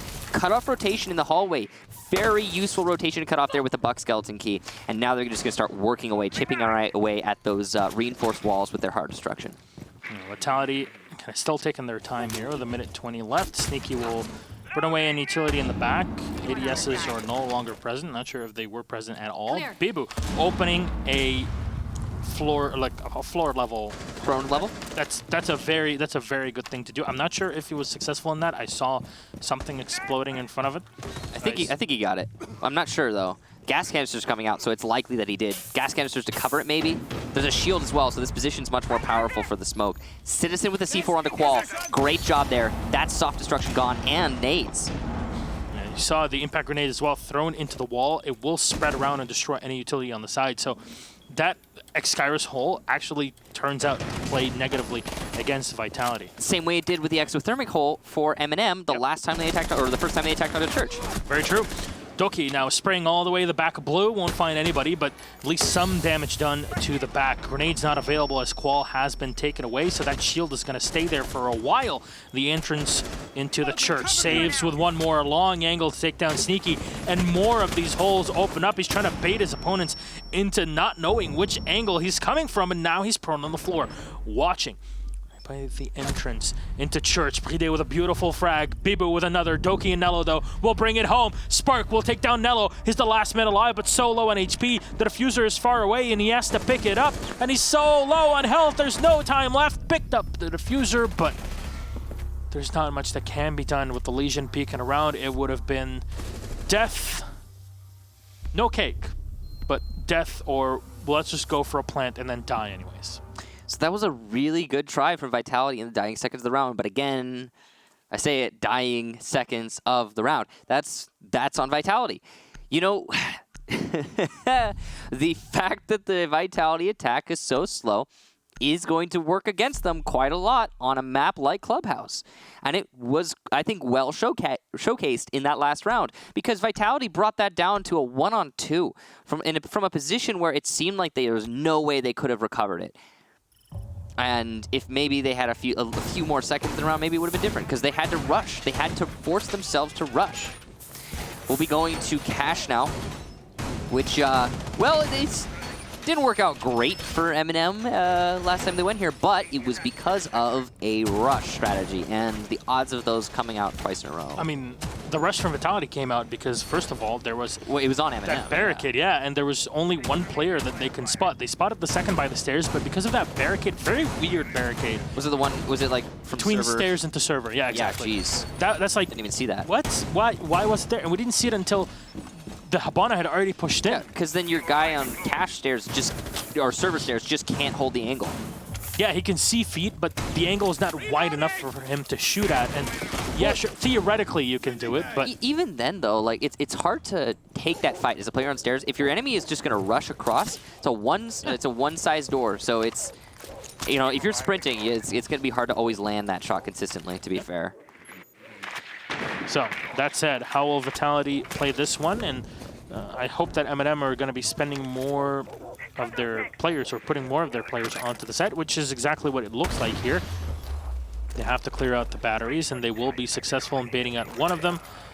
Though Citizen will recover the second and will go in, should be successful, but perfect from the Zofia to stun him, and Citizen was not able to put his charge on, which means the Thermite will open up the wall. Very good play. All thanks to the lifeline from Sneaky. Now it's at that point that you should have seen the Electro Claw come out, but it's unlikely that it would have been timed, or would have been in time anyway. So like you were talking about, when you bring the Bandit and the Kaid, if you have both of them and failed to save your wall, it can be detrimental to your defense because you've invested a lot in those two operators. They're good operators by themselves, but that means that you don't have other types of utility that would be useful here. You don't have a Valkyrie, you don't have a Pulse if you want to play those. You don't have a Dock, which would be very good as well. Or Garage especially. Yeah. So overall, this is what you're sacrificing. It's not that the operators are not great or don't make sense within the context here. It's just you didn't do the thing you set out to do. They literally exist just for that. Yeah, so great flank watch here from Sneaky. He's gonna find the Jaeger, and that Jaeger is gonna be forced to fall back. He doesn't know where his opponent is challenging him from. He knows the camera's there, so he calls it out. Bad angle play here from the Maestro. Doki is looking for a fight, but he's unable to find the one he wants. In fact, loses a little bit of HP. We're coming down to this. Ooh, this is a great position for Qual to be in. So he can nade the Maestro on the balcony. He's getting marks from his teammates. Maestro looking for the angle and finds it. Doki, a beautiful shot onto Spark. And the nades from Qual need to start coming out. But I think the ADS is still there. And because the Thatcher is dead, he will not be able to Thatcher the ADS from outside. It's an easy thing to do. You put it on the yellow window from outside, but not the case here. Now they think that that ADS has been taken away, but oh no, that's the backpack. You can't shoot the backpack. There you go. Citizen will find yet another one. That leaves only two available here for Team Vitality. It's Bibu and Bride. On both hard breachers that were so far away for the entirety of the... Oh, wow. Get deleted. Bibu, beautifully done. Kendra just deleting him off the face of the map. Bride, last man alive. Will actually find a kill here on Kendrew, but he's going to have to ace this, and he knows there's a Maestro in the back, and there you go. The foot has been spotted. Moves around the angle, and no, Nello blasts him with a shotgun. Whipping it out like John Gotti, and it's Bride to go down. MnM just keep on fighting, and Michael, this is going the distance, like map 1 and 2, okay? One team was in control most of the time. Yeah. But here, it's back and forth. Absolutely. This is, I mean, you couldn't ask for a better result, honestly. Going to map number 3 and you get this back and forth, it's exactly what you want to see, and this is just what we're talking about. European Challenger League just being so gosh darn close this season. Now, it's important to remind everybody who doesn't know, the team that loses here is not out of it. They will go on to play Secret. The team that wins will get a straight pass into Pro League, and there's still chances, no matter what, to get that spot in Pro League for both of these squads. So it's not the end of the world if you're MnM or Vitality and you lose this. The real question I think on a lot of people's minds is, how is Secret going to be playing today? Because Secret is one of those teams lately that it's just they're either on it or they're off it, and you don't know until you see them play. And nobody else. What? Maybe G2 and nobody else. Exactly. That's as on and off as it gets. Yeah, so we'll see. I mean, we'll see when we get there. But for now, I guess this back and forth has been very, very exciting. MnM going to gym here for the first time, and they're going to do the castle strategy. The strategy behind this is basically you can see there's 2 castle barricades between the jacuzzi wall and the B window. Those 2 castle barricades are trying to be used to burn the lifeline or the ash charge or what have you to allow the bandit to bandit trick on the jacuzzi wall. There will also likely be a shield, but we don't know. And this is what we talked about before. Vitality were running this strategy without the castle. Instead, just using the shield. Exactly. And it seems like this is just going to be castle with no shield because the Jaeger hasn't brought a shield. And this is an interesting way to do it. Very different mentalities between Vitality and MnM Gaming. Evil Eye so very ready. Evil Eye set in the back, and it can zap around and destroy any drones and such, and also give you information on anybody that dove into the gym. So that's why you see it in this position, hidden behind the bed. Bibo will be able to move in. There's no reinforcements actually set here on the server. So they're just going for a standard server cache take, it looks like, and because they have a Habana and a Thermite, they can use the X-Caros to push these players out of server. Sorry, rather cache, excuse me. And they're going to use 2 X-Caros. It's a lot of investment here for Bibu, but it's probably worth it. I mean, you can push the players off of cache and this early in the round, and they have. Look at that. The defenders fall back. No contention after the wall gets opened up. That's all it costs. 2 X-Caros players are back in a confined area, such as construction or bedroom. Really, really well done here. And it's smart from MnM to do, because you can't really contest them. You're going to get shot in your feet. You can't really retaliate in that position. This is very inefficient here from MnM. They've got batteries and electro claws on the wall, and there is a Thatcher in play, as they would expect. So as soon as the EMP goes down, it's going to get both. You can pick up the battery or pick up the electro claw, but do you really need to do it this way? Kendra's ready to throw in another one. I mean, he's ready, but he can't beat a Thermite. Electro claw can't beat a Thermite, so it's dangerous. He needs to put it on right before Bride clicks the button. And there's an EMP still, so... Well, there's not going to be any tricking, as is evident, thanks to the castle barricade being opened up. And there's the EMP. There's a second EMP to get the electro claw, and the wall's open. You just can't beat a Thatcher Thermite with a Kaid on a wall like that. So, yeah, unfortunate to see, but MnM have managed to waste 2 minutes. At least it's that. However, the angle that was opened up here is very open and exposed towards the hallway, not more towards the side that you might have expected, where you can just walk into gym off of it. But Spark will still find a kill on saves through the angle that I was just talking about. The Jaeger has been taken away. Utility is going to get thrown in the back here for Qual to maybe try to find a player by the secret vault. Grenades in the back. Doki will find one on Bibu. A bit more damage done to Kendrew, but not a ton of it. Doki will come around and find a headshot on Sneaky, just clapping onto his face. Now, there needs to be something from the attacking side of Vitality. There's not much time left, and they really don't want to give MnM the advantage in this one. Doki spraying the back as he sees the buck diving right down into logistics. Kendra will have to go and fight and deny the diffuser plant, and he will. Qual will find 1 and 2. The diffuser needs to be planted ASAP. Spark has to go for it, but the Maestro is still there, and the defense of MnM will take the round. They're on map and match and series point. Pro League point as well. Pro League, It's so big. this is your life on the line. Mm-hmm. This is the next 6 months. This is what your career has been building up to right here. And the fact that Vitality seemed to... I mean, this 3 rounds in a row here for MnM Gaming. And we had not seen that so far through this match. Through this map specifically, I suppose. It's been a lot of back and forthing. And are we going to get OT is the real question. Vitality are going to have to win 2 rounds in a row to bring us there. And then in OT, get 2 rounds there, and then you manage to take it. But it just doesn't seem like it's going to happen. We're going to the basement. This was the first site that MnM managed to win, and they were very comfortable here. It came down to a rush from Team Vitality through Moto Door, and that rush didn't work out. Why? Not enough time. I mean, we'll see if Vitality can bring it back. I think they're going to have to show us some pretty awesome stuff. Yeah. I will remind you guys, the only round that Vitality managed to win on attack was thanks to a rush strategy. Yeah, that they very, very correctly orchestrated to assault into cash, and then after that, yeah, MnM just it was their first one. Yeah. You're like, okay, whoa, this series is gonna end in a different way, but no, MnM are able to adapt very effectively. Well, see how this goes now. MnM have gone down, and they're actually using the reverse walls on Church, which is exactly what I want, because they've seen Vitality bringing grenades on the Buck, so they do the reverse walls, so the red part of the reinforcement blocks. I think it's a hitbox thing, but if it's from the outside or from the outside in, then it actually stops the grenade. It just keeps bouncing in the middle, and it never hits the other side. I think it just stuck on part of the hitbox. On the other hand, that camera was pretty obvious. So, hey, you win some, you lose some. One camera taken care of there from Vitality, and the Valkyrie's effect on this round is lessened.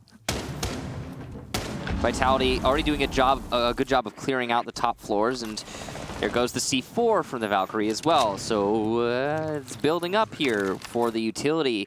MnM are kind of losing out on a lot here. More of the floorboards being opened up here by Qual, so On what Vitality. Oh, sorry. Go ahead. So just trying to use as much of that as possible. They can't bounce the grenades around, but MnM, for that, are not bringing a Bandit or a Cloud, which is interesting because every single one of the rounds pretty much have had either one of the two or both of them being played. On what you were saying with the reinforced walls, I mean, the nade was hard as it was. Yeah, but before you put it backwards. It actually doesn't work. Right. Like, we tried it. It was already hard. Yes. And they made it harder. That's a good way to deny your opponent. And they've also set it up so they can impact trick the wall. So that'll be useful. Assume that's still possible. It should be. Flash is coming over to clear out ADSs, I'm guessing, but I don't know why. I mean, maybe he can land it. There he is. Okay, he can. It works from the side. Okay, well done. So usually it doesn't work from the front of it. If you're close to it, you're trying to bounce it to destroy any utility on the other side of it. But from a distance, it does hit, but you're not going to hit the angle that you want anyways, so it's not as important. Either way, hard grenade to hit. Didn't accomplish anything in this round. 40 seconds left. MnM Gaming, all they need to do is wait this out. The utility from Vitality is doing damage, but not enough to get the kills. Gas canisters coming out here from MnM to try and hold on to the push for Moto. You see Jaeger is the player inside of that blue room, or utility. He plays a pivotal role here, as it seems like Vitality has some players who want to push blue. 20 seconds left. And a 5 versus 5. We've seen this so many times today, but this time, shotgun on Moto Door. It's Nello to get 2, and Qual will take down Doki, and over by blue. On a 3rd for Nello, a huge round for the smoke, but it's all up to Sneaky with little HP. He has to rush Moto for the diffuser. He's gonna lose the fight to Nello, a 4K, and MnM Gaming take the match. They take a spot in Pro League in spectacular fashion. Congratulations to MnM. We might have, for the first time ever, 2 British teams in Pro League, replacing the olden style of 2 French teams or more. So that's one reversal that some people definitely look forward to. They're not entirely British. Yes, there's Mostly one British. Polish player. Yeah. But still, it's something. Yeah, I mean, it's definitely more British talent than we've seen in a long time in Pro League, for sure. Yeah, which is pretty good. We also have Fonkers on Team Secret. That was kind of extra talent that was brought on. But that's the question is now, Secret. can Vitality beat Secret? That's not the question for me. The question is, can Secret beat Vitality? Can Secret not beat themselves? Can Secret not beat themselves? It's a really great way to put it, what he said. That's how it's been throughout the whole season. I mean, we talked about it early on. Secret were involved in a three-way fight before Rio, fighting both MnM and now Na'Vi, back then known as Market, and they still... And they slip away from that coveted spot to relegation. They don't do too well throughout the season. That's why they're in this spot. Everybody's looking towards them, and like, these guys have a lot of potential, but it's just been those mistakes throughout the season that really cost them. I really don't know, dude. I really don't know. I mean, I look at the performance we just got from Vitality, and honestly, they could have won that match, man. They could have won that match, and I think about what we've been seeing from Secret recently, and I just don't know. I feel like it'd be really, really hard. It's going to be a long match. It's going to be just as long as this last match. That's for sure. I hope so. And this game, Vitality MnM, is definitely a really good match to watch. And it took its time, and I'm glad that it did, because it got us to really see that both teams have some excellent strategies and excellent coordination in drone play. I think the really sad thing about today, the truly sad thing about today, is that I would say, without any shred of a doubt, that all of the teams participating today are Pro League teams. Like, every single team that we're going to be seeing playing here today are Pro League level teams. Secret are the team that you question the most. And it's not because they're not a Pro League level team, it's because they, as you said, they often undo themselves. So the big question is, going into this next match, is Secret going to shoot themselves in the foot? Or are we going to see just as an amazing match as what we just witnessed with MnM Vitality? Because that was two teams, both going full bore and very well evenly matched. And down to the Secret's there too, but are they going to be going all the way? It was down to the wire. It was 7-4 to finish it on Clubhouse. It's 7-3 on Border, 7-2 on Oregon. Overall, it could have gone either way. And what we're trying to say is, you could have seen a completely different result, and we would have still had the same reaction of, that was pretty sweet. With that said, we have an interview lined up, and Doki is on the other side. Let's have a quick chat. Hello. Evening, Doki. Welcome to your first of potentially, who knows, many interviews on Pro League. First Hopefully, of all, congratulations. Not only now are you UK Prem champions, but also a Pro League team. So welcome to the crew, I have to say. But what a great matchup between you and Vitality. First thing I want to touch on, you guys won Border pretty handily, lost Oregon, and then retaliated against Vitality on Clubhouse, a map that you played against them around a month ago. So was this sort of map series prepared beforehand? Were you expecting to break them down on Border and then go to Clubhouse, or how was it played? So we know that Border is like a generally weak map for Vitality. They struggled against a lot of teams in the CL regular season, Trust Gaming, and a couple others, I can't remember. And us ourselves, the very first week, we took them to 7-5. And we felt that we lost that game, not because of them playing very good. We felt that we made like personal mistakes as a team that led us to losing Border. So we read into them, and we realized what they do, what they don't do. We changed a few bans about, and from the get-go of Border, we knew that it was going to go our way, because everything, the bans went right, maps went right, it was perfect. And, you know, playing against Vitality, you guys have played against them quite a bit, and you know their history and their experience. Them banning an Echo is always a given, so you can predict these bans, and it does allow you to kind of play your style. No, you guys were banning the Clash consistently. Is this specifically against Vitality because of the way that they played it somehow in scrims or information or whatever, or is it just because you don't like playing against Clash? Well, a bit of both, really. We know that Vitality play Clash every single round, if they can, on certain maps. And we also hate playing against Shields, so we can get rid of that. It's fine. So you and me both, buddy. But with that said, that was map number one. You go to Oregon, you didn't really have the best of times. The only 2 rounds that are able to get on the map is because Vitality's fault of not watching the flanks in it. What was going on there? Because you guys dedicated so much to Kitchen, and yet every single time you were pushed away so easily by Vitality. Well, to be honest, we didn't expect Oregon to go through as a map at all, so we didn't really prep for that whatsoever. What were you expecting, though? We were expecting Coastline, but they banned that first. Because we thought we'd ban Consulate first, as following the track record in Challenger League, they've banned it every match. But they didn't do it, so we kind of thought maybe they prepped something there. So that's why we didn't pick it, because they maybe hiding strats or something. So Oregon really wasn't expected. So to be honest, we played it like a ranked match. It didn't go our way. GG to them. They're a very strong team. So yeah. But Clubhouse, that was the final map we got to go to. It was a close one. It then turned into you just kind of sweeping back off of that 3-3 at the half. I mean, 3-3 at the half, and Clubhouse is a pretty good result for the attacking team, that's for sure. But I want to talk about the first attacking round for Vitality, so your first defense, where you didn't really have much or many bodies that were set on the site. And once they were able to just open up the balcony wall into server, they just kind of rushed in and took control of it, and there was nothing that MnM could do. What's the decision to kind of vacate it? So for that strat, we solely rely on playing below. We hold from below and up.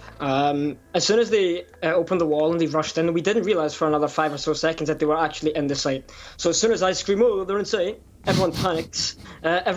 And then we just got picked off one by one. Again, like, they read into us perfectly. They seen that that was the best way to attack that particular hold. So props to them. They did it correctly.